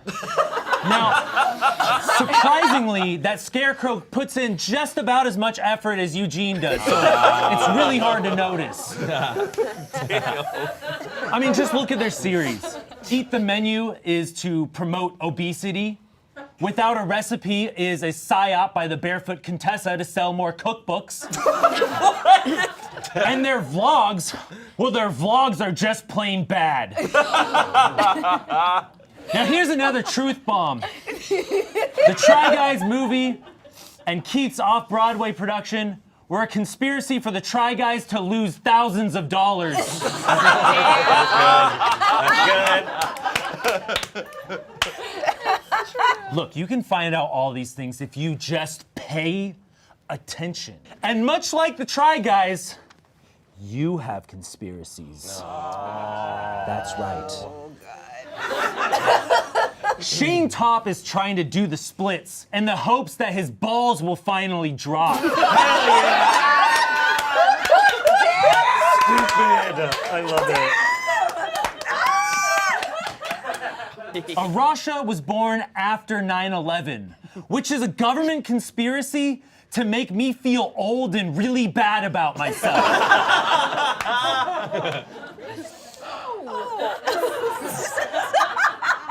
Now, Chance, you and me share in this conspiracy. Chance believes the Earth is flat. However, that's only because his whole personality is two-dimensional. Whoa! My God!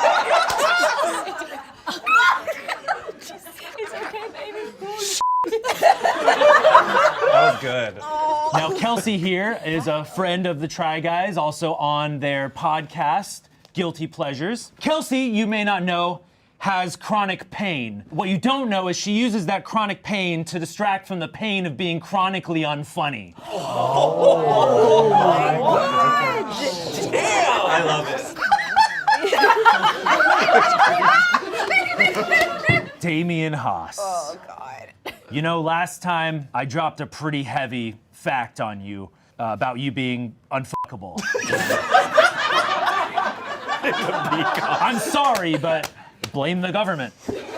But I have an even larger truth bomb to drop on you guys today. And I don't know if you're gonna be ready for this. Damian Haas is white. What? Is this how you tell me?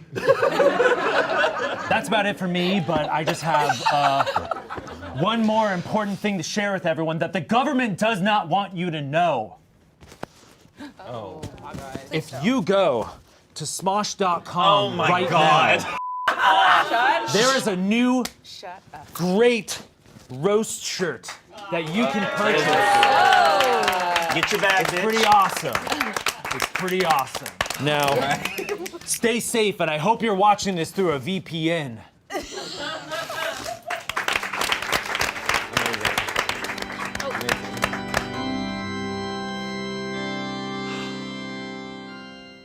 Hey guys, it's me, Shayne. No characters this time. Just me. It's a real shame. It's not every day you get to meet two guys who look like a porn parody of Big Bang Theory. Wow. Holy I haven't told a lot of people this, and I'm gonna be really vulnerable here, but ever since I was a little boy, my dream was to be a Try Guy. I mean, these guys were like kings. Being a Try Guy was at the top of the pyramid of boring white guy careers. I mean, they could walk into any restaurant, like, you know.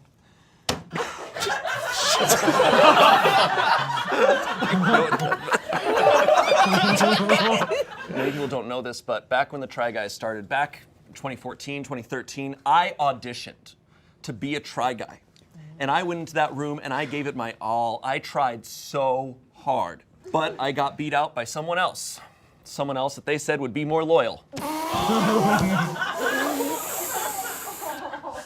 So I set my dreams a little far lower, and I joined Smosh. Nice.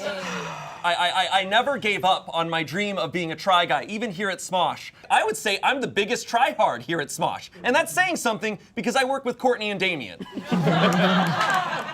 What really twisted the knife, though, was that the Try Guys would often come here and be guests. And every time I thought, maybe this is my chance. Maybe they'll see me. They'll see my potential. But no, every time they saw right past me. Like I didn't exist, you know? And it's ridiculous. I try stuff. I try stuff every goddamn day. I try not to laugh. Oh. But I always do. Even when the jokes aren't funny, which they never are. I try not to let my forehead conquer the rest of my face. Like, is my hairline receding or is something far more sinister going on here? I try to act interested when Ian talks about Burning Man.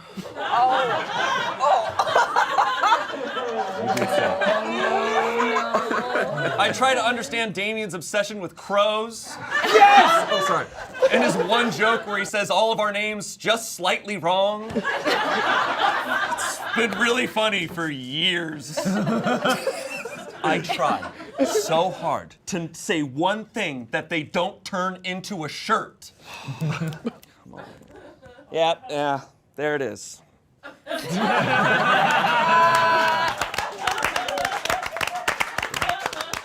My life is a prison I can't escape. Yeah. Yeah,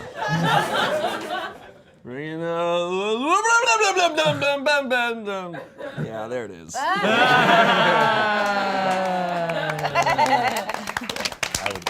I get it. I'll never be like you. I'll never look like the adult version of, do you have games on your phone?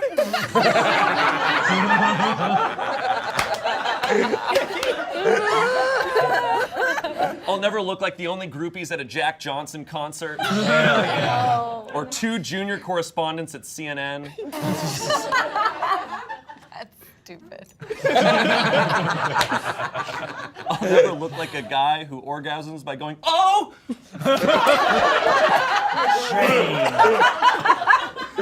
I'll never be like Keith, who looks like a creature from Attack on Titan. I'll never be like Zach, who got MRSA. Okay, Mr. Genius.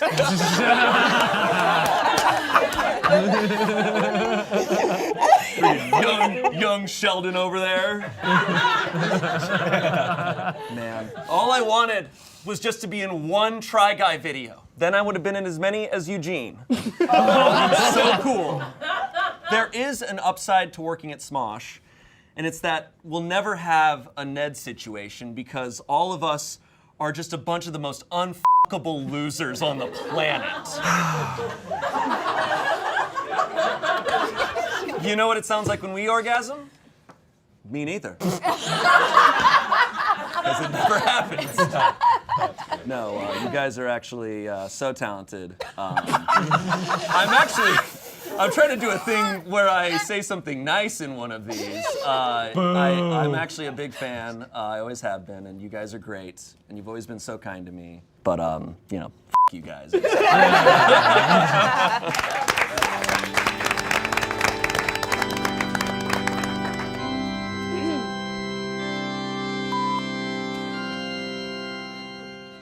I'm Kelsey.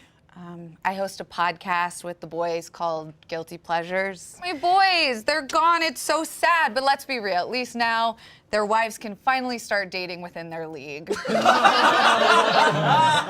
I mean, seriously, Zach's wife is a pediatric ICU nurse. Like, she literally saves children's lives, while Zach is putting things up his butt for children to watch. Now, I don't want to brag, but Zach's wife once did say that if Zach had to have sex with someone on camera, she would want it to be me because she knows how incredibly unattracted to Zach I am. I mean, is it just me, or is it wild that his dead body somehow makes him look more f***able?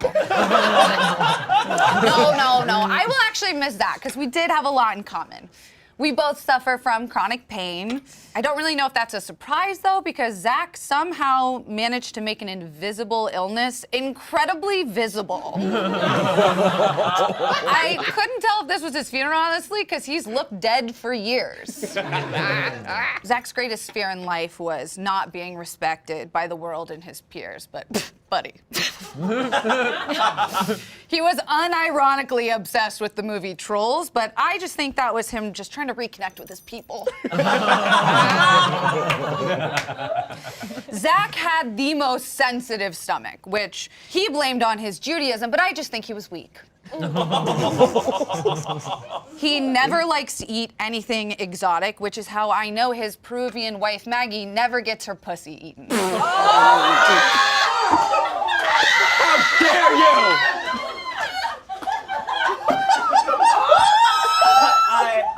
Just so sad. The only thing more sensitive than his stomach was his ego. When he was still alive, Zach would spend countless hours doom scrolling the Try Guys Reddit threads.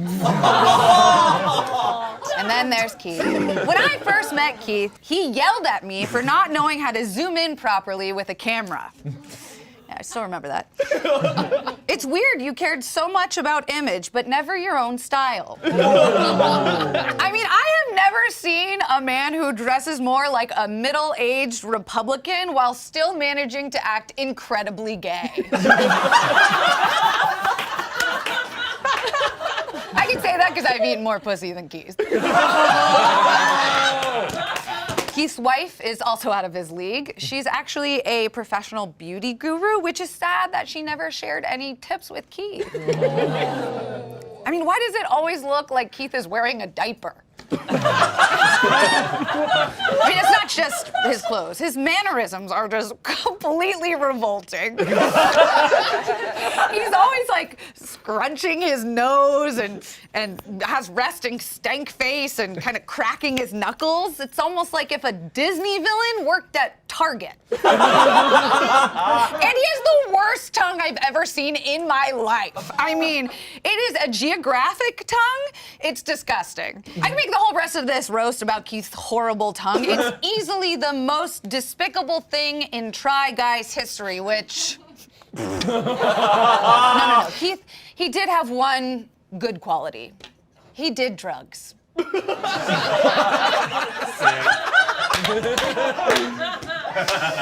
you ever did acid, Keith was the best trip sitter until he started to morph into like a haunted puppet. Then it was just terrifying.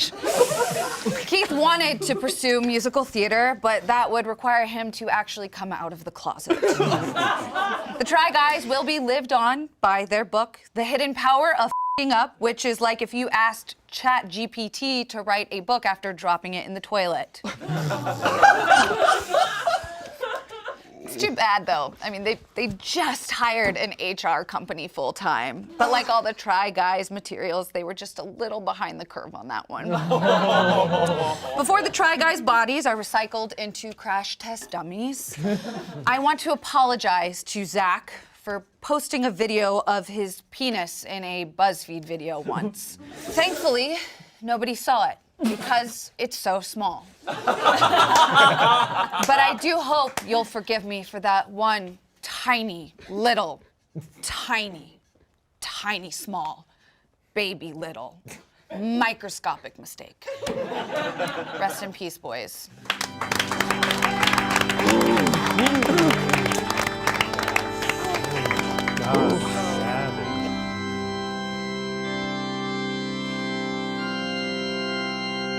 I'm coming back for you later.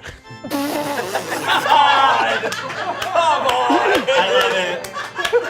I love it. Yep. I saw your tiny penis.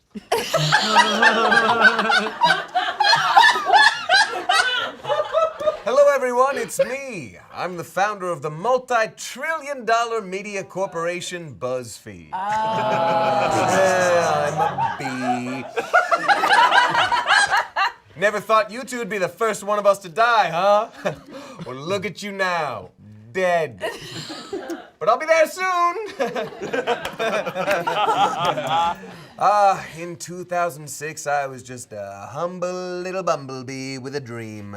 A dream of making content that could kill as many brain cells as possible while still legally being able to call ourselves news. Speaking of which, I'm sure you've all heard by the time this video comes out, and as of yesterday while filming it, we got rid of our news division. We're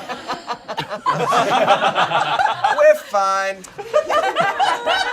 Our website was responsible for breaking such classic news, hard-hitting journalism as 15 gifs of baby foxes that make you go, aww. And quizzes such as, tell us your favorite ice cream flavor and we'll tell you which ice cream flavor you are. Safe to say, our company for quite a time was getting a lot of buzz. Feed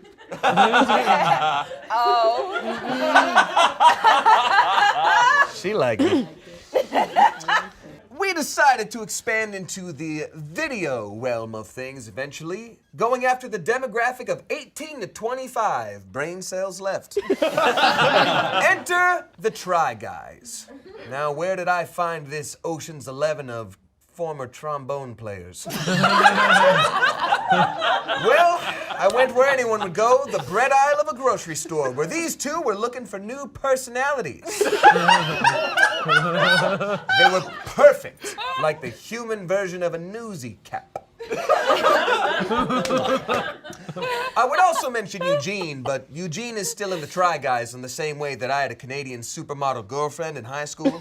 What? I didn't, he's not. We were thriving, and my chess club Justice League was doing their thing. They were doing hard-hitting subjects like food, drinks, and the differences between men and women, the two genders. Now,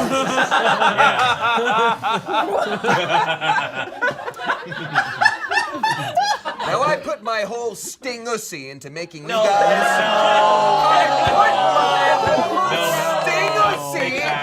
into making you guys the one direction of just kind of looking, just kind of a little bit weird. But my world crumbled when you two decided to leave. I was so sad my eyes came a gallon of honey. That's how bees work. Now, I know BuzzFeed has been accused of pushing out meaningless content, stupid little lists and quizzes, but I'm proud of how much we promote those quizzes and how much we eliminate our paid staff. I made so many stars, each one more important than our last. Our best producer, LaQuinta Brownstone. Our top chef, Rosemary Potato. And most importantly, my two favorite little guys, Zach Cornbread and Keith Mouth. Zach, I feel like I'd make more jokes about you, but I think they'd go right over your head. Oh. Because you're just a little tiny little guy. Now, I'll be honest, when you left BuzzFeed, I would have killed you on the spot. But we bees only get one sting, and I'm saving that for Sophia Night Guardian. Now, for old time's sake, let's get one little list in here, right? 10 reasons why Smosh is bound to fail. Number 1, Ian.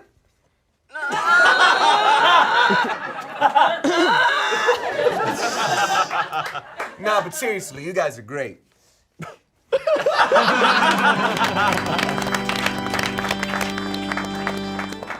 That's for later.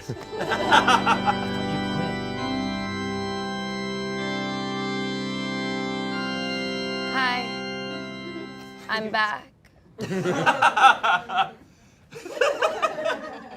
If you don't know, I'm the coroner who conducted the autopsy for Mythical chef Josh.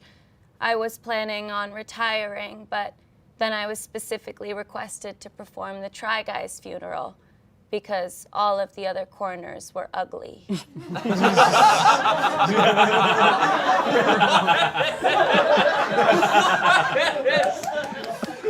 I don't know anything about the Try Guys, but I've been told that they're famous for doing stuff. However, according to my findings, there's a few things they didn't try. Cardio. Weightlifting. Getting any sunlight. Having sex without crying. And being funny. Doing this autopsy was almost as grueling as watching the Try Guys documentary. But nevertheless, she persisted.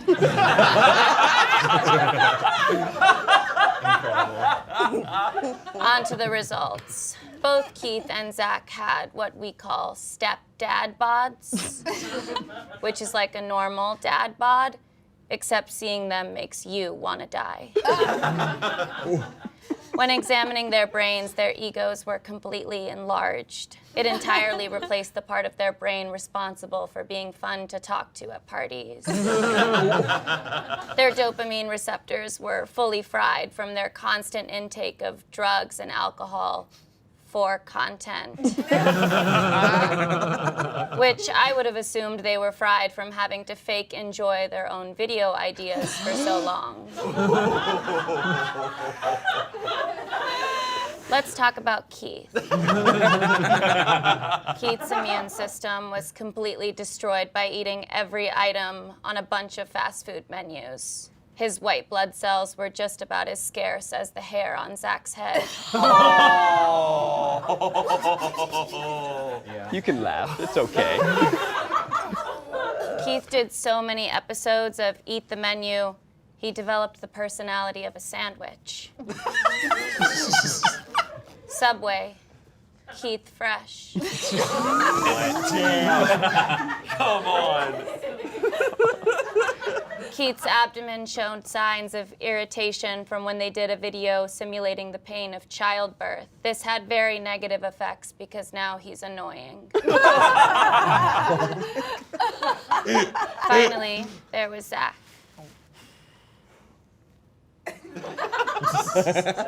Zach is short like a little baby.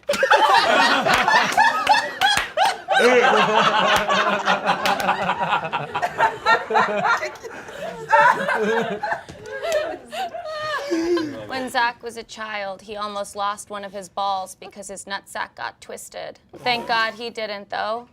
Now he has the balls to try things like drinking boba.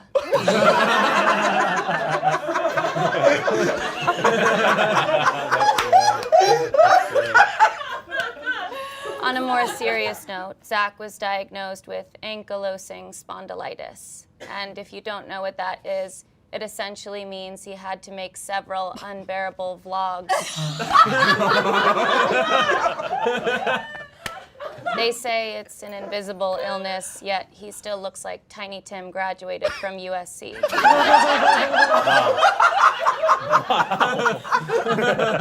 When examining Zach's foot, I noticed he recently had MRSA. Okay, genius. Now that it's over, I can finally move on to my retirement. I'm going to pursue my dreams of spelunking through all of the world's largest caves, starting, of course, with Keith's mouth.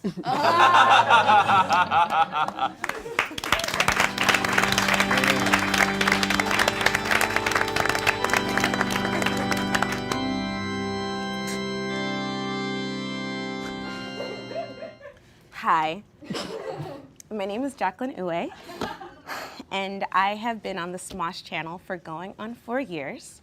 And as a cast member on this channel, I really make a concerted effort not to, lean into racial stereotypes. I try to avoid like the angry black woman motif at all times. But I've been a Try Guys fan since 2014, and I do have some questions.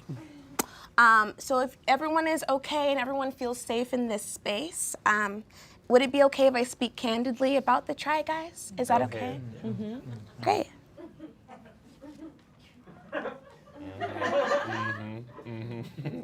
Y'all, what the f***? No, really, what the f*** is going on the channel? I'm telling you, I watch every Saturday. Yeah, I do. The channel, it's messy right now. It's all over the place. I mean, let's talk about it. Ned had a fucking affair. He did. He f***ed around, okay? And your best marketing strategy was to go with the color orange. You just went with the color orange. The face of Donald Trump, the worst Gatorade flavor. Nobody looks good in orange. Look, Zach, I've wanted to say this to you for years. Being bad at things is not a personality trait. It's not, okay? Look, I love that you're feeling more secure. You got the hair plugs, okay? You got with Maggie, okay? Look, you've been working out. We can call you Mr. Thickums.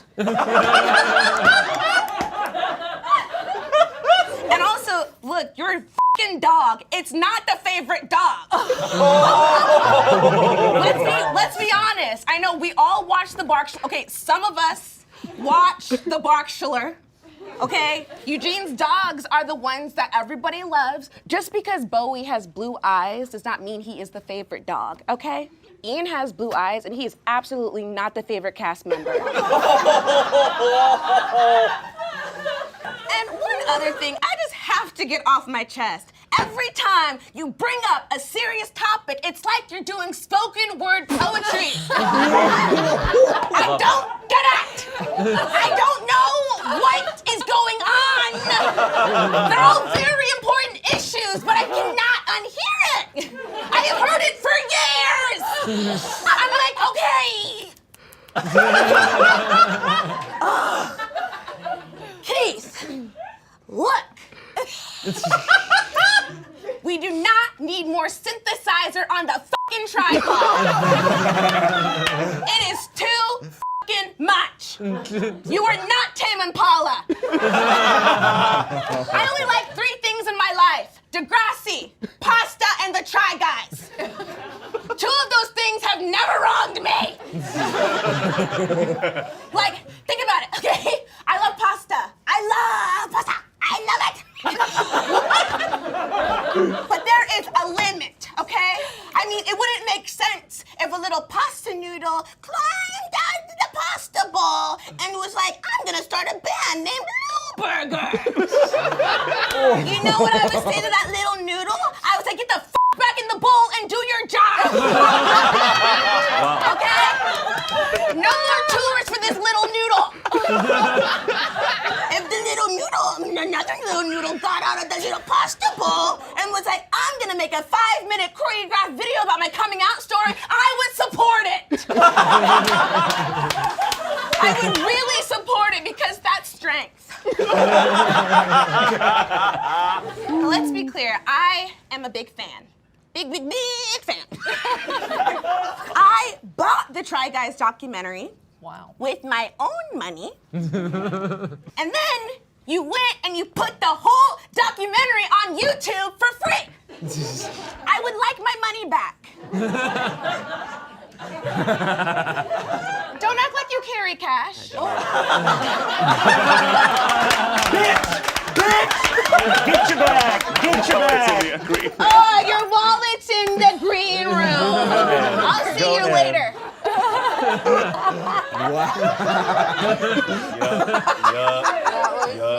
So true. Lioness. You know you don't have money in there. You don't. I've never carried cash. He doesn't carry cash. Look, a real fan knows. Another question I have. What is stopping you from making Quasi a Try Guy? Yeah, I'm asking the fucking questions that the people want to know. The man is charming, he's charismatic, and I love the way that he says sandwich. I love that man. I know he's married. Look, you guys need more support, okay? Look, Eugene went to the mailbox and he never came back. All right, we get it. Zach, you might give yourself MRSA again. Look, get off the fucking treadmill, my guy. What are you gonna do then, Keith? You can't carry the whole team on your back. There's only so many menus to eat. You need a plan. Put Quasi in. Whoa. Take a moment. Take a second. You know the thing that pisses me off the most? The thing that really makes me sad? Y'all don't even fucking try anything anymore. Yeah, yeah, you see that little face? You don't try anything anymore because I've been watching. You don't try shit anymore. I know it doesn't get views. I know what it's like to be on a channel where you put your whole heart and soul into everything and there's no views and you do it anyway.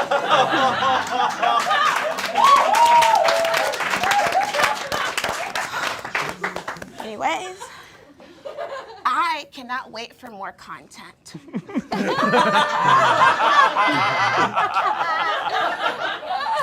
I have sat on my couch alone with my 2 cats, and I have cried watching your wedding videos. I have cried watching us meet Maggie. I have cried watching Keith take his turn on Broadway.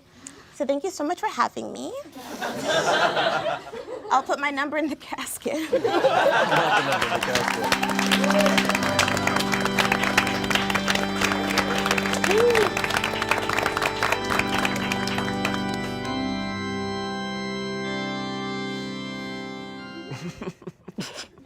Try and fail, but never try to fail. Jared Leto.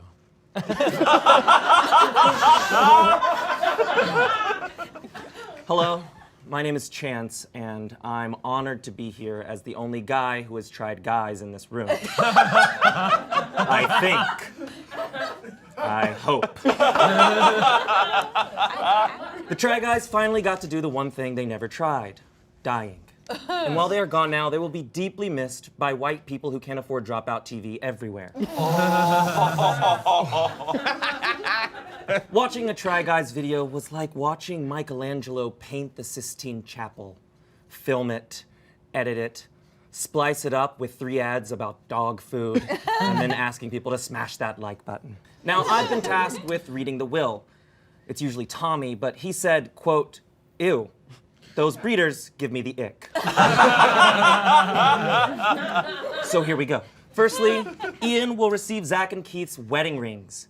He doesn't need them, though, because Ian is married to the game of how few words can I use to describe how my weekend went.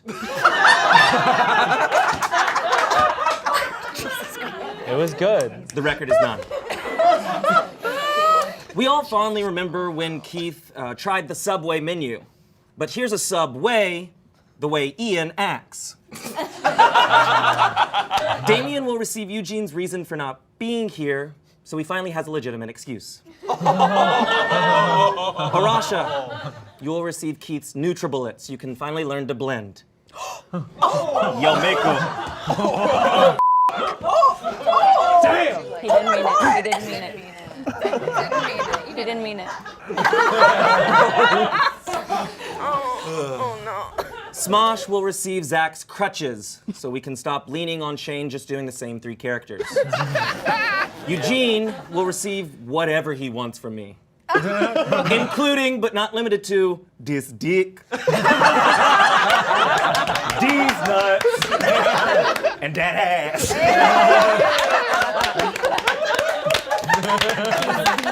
Jackie will receive the rights to the Try Guy show without a recipe, because Jackie's already producing her own show without a filter.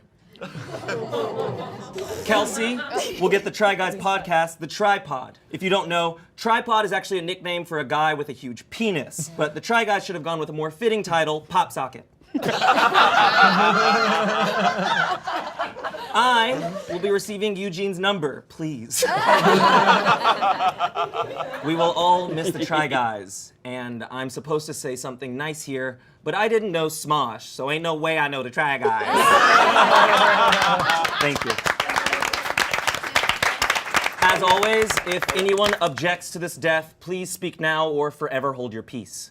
Guess who decided to crash the funeral?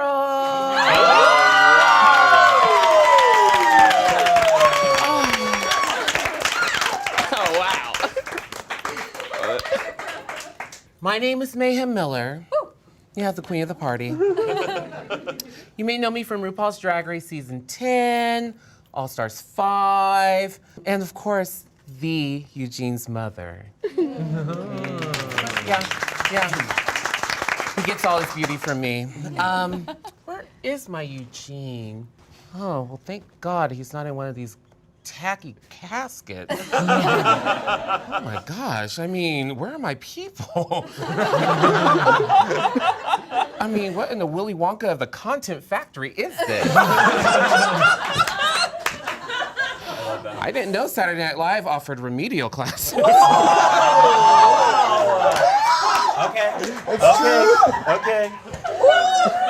But to be fair, Smosh does have a lot in common with RuPaul's Drag Race. I mean, it's been around way too long. There's not enough trade, and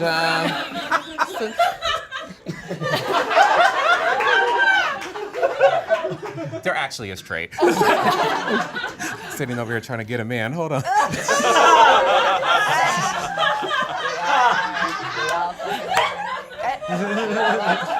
I know it means a lot, as a cast member to get up on this stage. Before I got on Drag Race, there was a lot of suffering. It was really hard. But being here is worse. It's worse. Look at the caskets, goddamn. Oh gosh, but meanwhile, Try Guys. Wait, hold on, what the f did I say?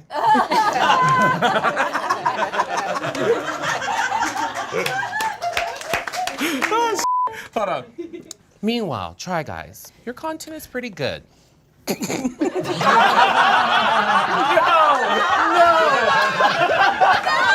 Oh my God. Oh man. You guys write good Your content is pretty good. Clearly somebody already snatched Zach's wig.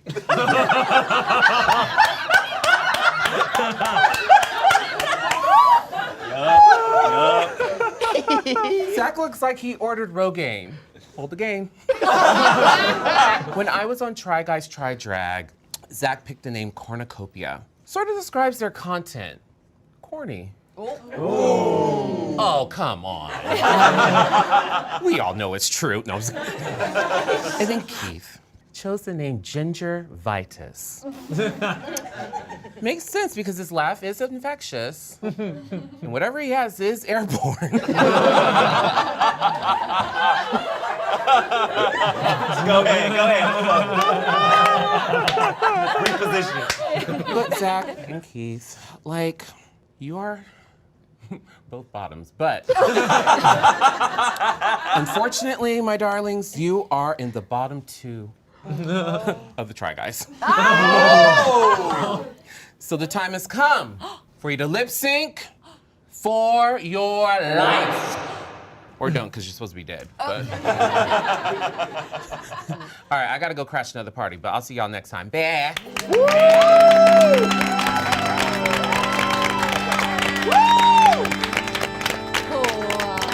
I feel special. Wait, is Mayhem sitting here? I can see on your face if you want. What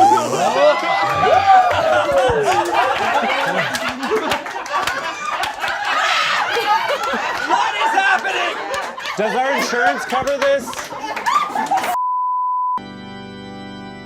Oh, shit. Oh my God.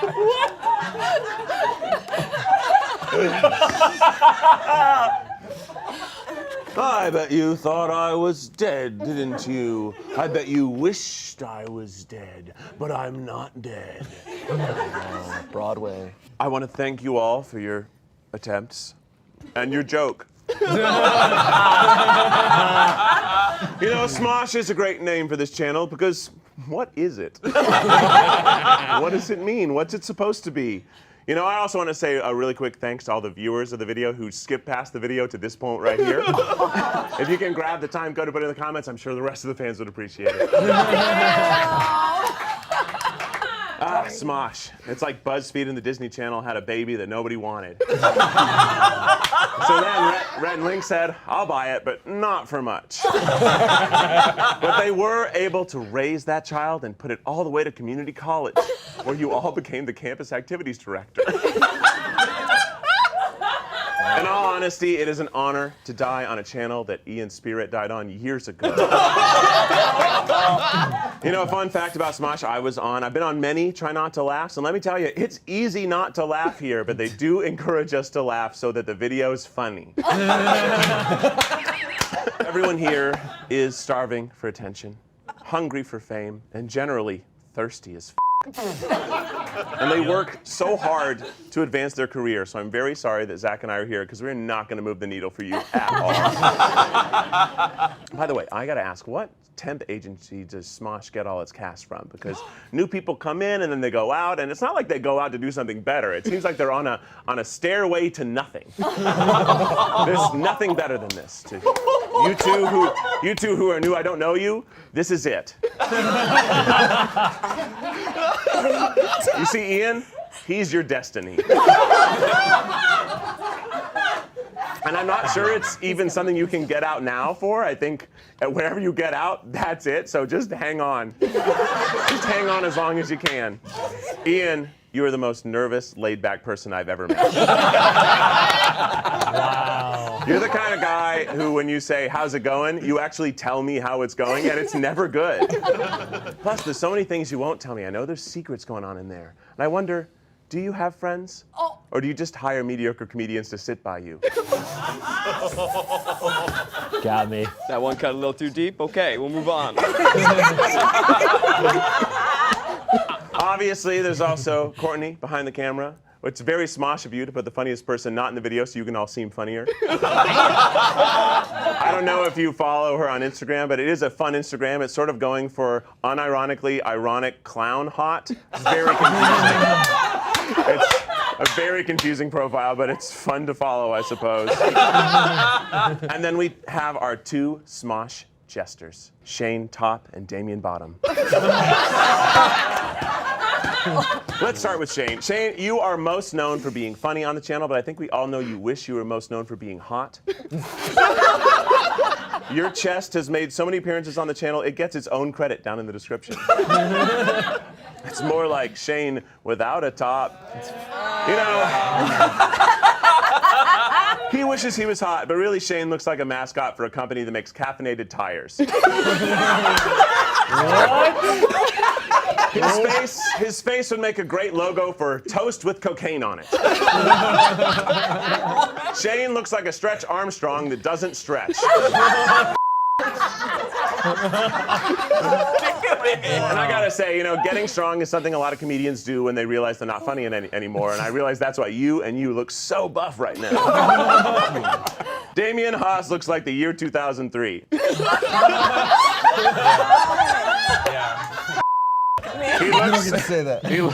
He looks like the rough draft of a Green Day poster on DeviantArt. Oh my God! When he walks into a hot topic, everyone gets excited and they look and watch him clock in for a shift.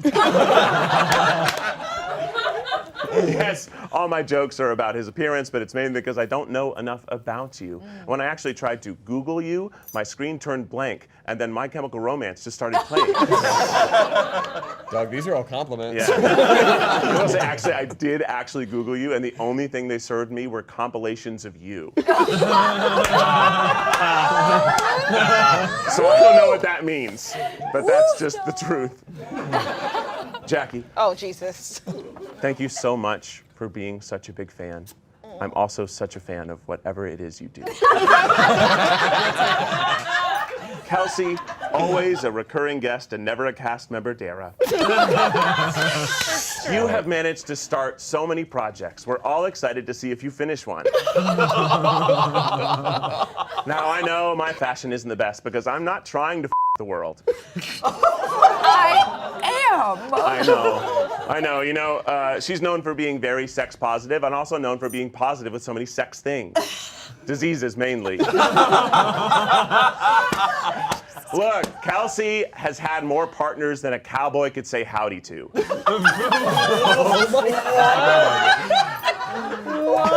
That's not bragging, okay? That's like a bad thing. I mean, she's allowed to have as many partners as she likes. And she's a loud person. She's so loud. Just so disturbingly loud. It's so true. Also, I know that Smosh recently had, by the time this posts, their live sleepover party. And as a business owner, I gotta recommend you do not allow sleepovers at the office. That's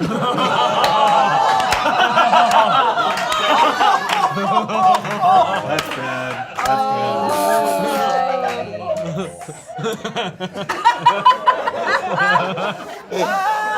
Also, while Kelsey was mean, she sure was mean to Zach, huh? I've never been happier to not be closer to you. It's true, we're not very close. Anyways, that's really not. Anyways, it's time I focus my attention to the man of the hour's friend, Zach. You know, I figured just like we do in our videos, I'll go first so you have some last minute extra information to write some more jokes so you can steal the ones they cut from me. Here lies Zach hot ankylosing spondylitis Hornfeld. Zach is a short king. Zach so wishes he was taller, his body actually grows bones right in his joints to try to help. You know, Zach often likes to let the audience know that he's very feeble. We know. You don't have to tell us all the funny ways that your body is weak. It's apparent. He's got style, though. You know, he's often dressed like somebody who read about Gen Z fashion and didn't bother to look at the pictures of it. He looks like a 15-year-old on mushrooms, but like button and shiitake mushrooms.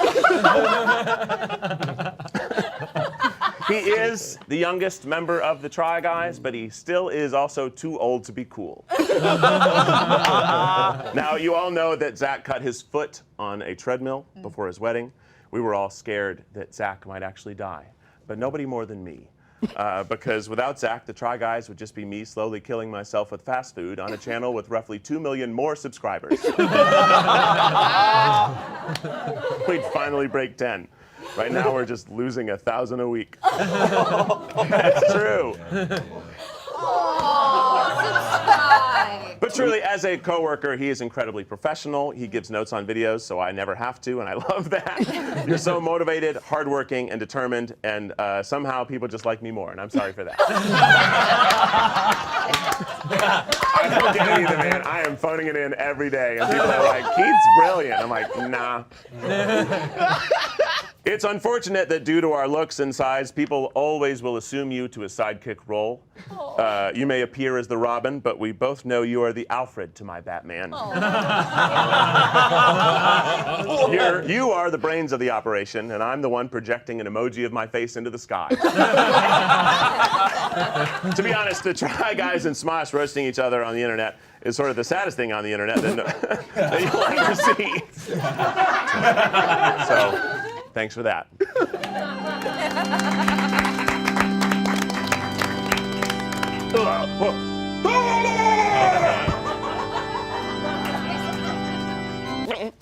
Jesus.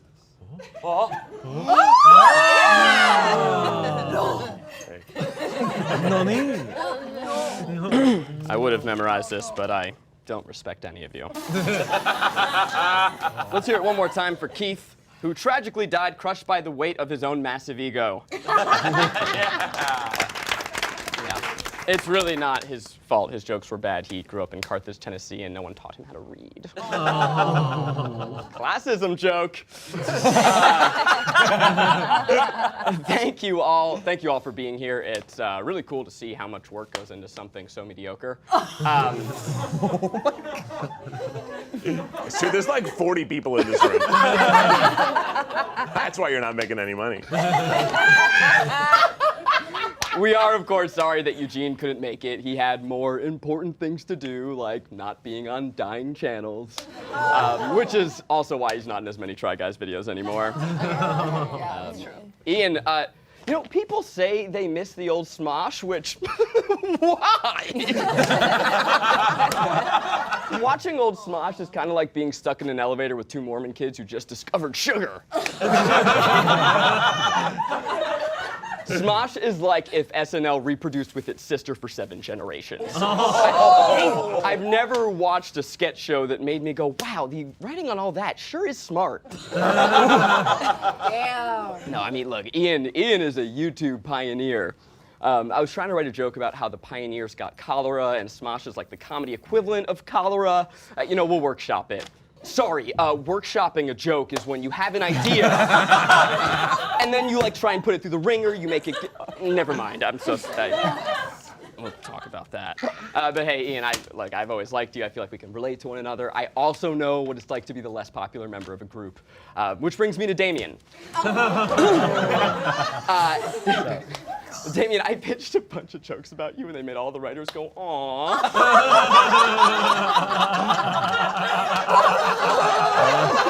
Bring him. Damien has a side hustle modeling cloaks because the only article of clothing that would allow him to model is the one that covers as much of him as humanly possible. Oh my God. Damien owns several katanas. That's not a joke, just a very cool fact about him. Just one.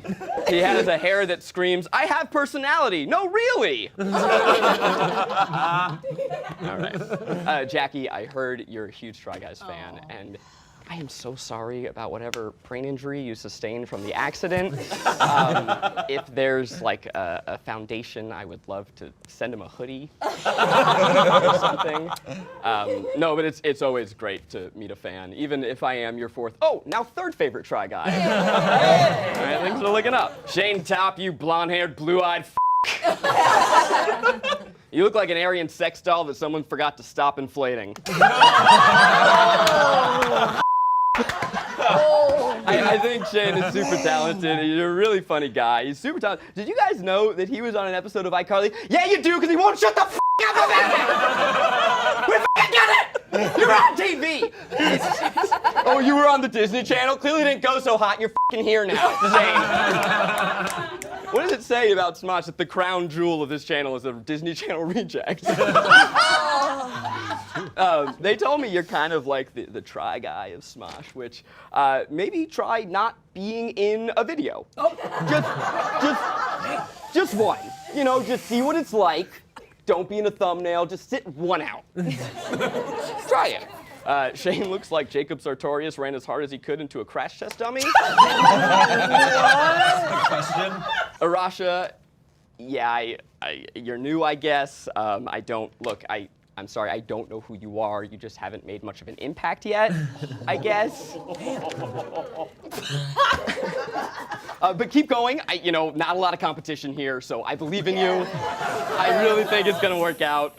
I wrote more jokes, but it's clear to me that the meanest thing I could do to Arasha is not give her attention. So we're just gonna move on. Chance, you're also new here. I guess because you know TikTok or something, I guess. Oh no, you're the Make-A-Wish kid. It is so nice to meet you. Mayhem, hello. Hi. I wouldn't dare say a mean thing. You better not. Kelsey. Zach. How the NFTs going?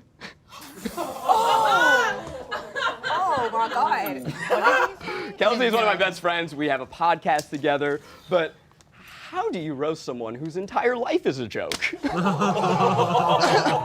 When Kelsey and I met, she was an intern at BuzzFeed, and after her first day of work, she secretly took photos of me and sent me a commemorative slideshow. The first day that she made. How do you f***ing roast that? This is a real person.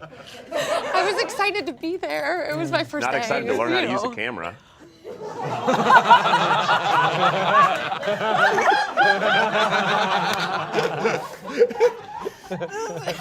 Kelsey loves to talk about how much sex she has. She's taken the word slut back. You know, she's taking it back. She's taking it front. She's taking it from the PA she met at Smosh. Really taking it all over, and we're very proud of you, Kelsey. Thanks, Zach. True story, Kelsey hooked up with someone at my wedding. I texted her a photo, and she said, "Who dat?" It wasn't that memorable. I don't know. It's okay. I'm actually surprised you had jokes planned today because they told her that this was an oral presentation. Because it gets worse. Kelsey, I know more about your vagina than I do about vaginas.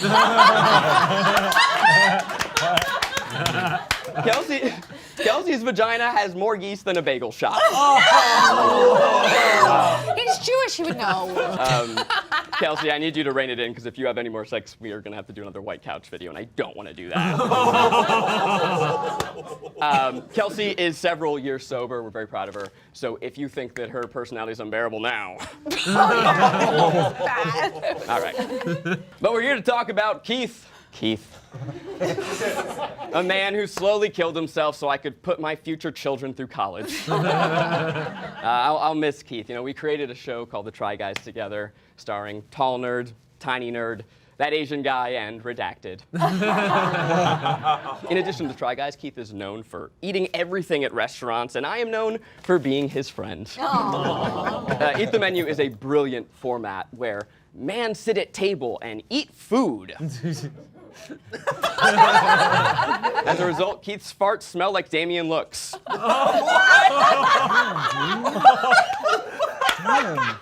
No, he's punching up. It's fine.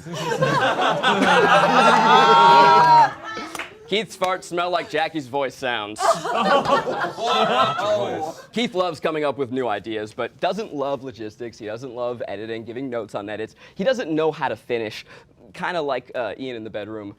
Talk to Kelsey after taping. She can tell you everything you need to know.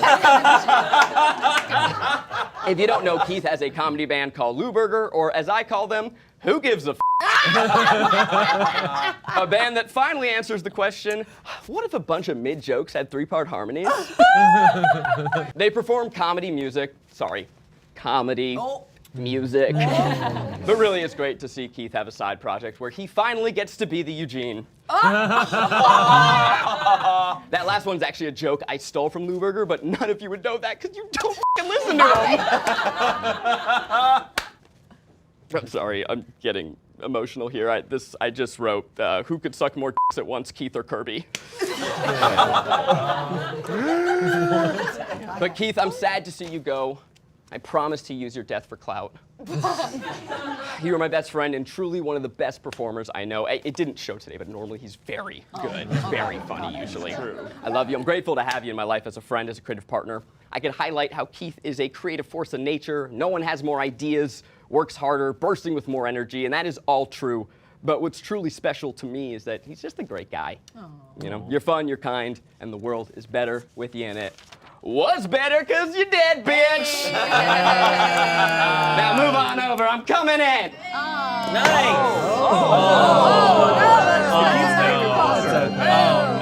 I'm taking great care of it. That's okay. All right.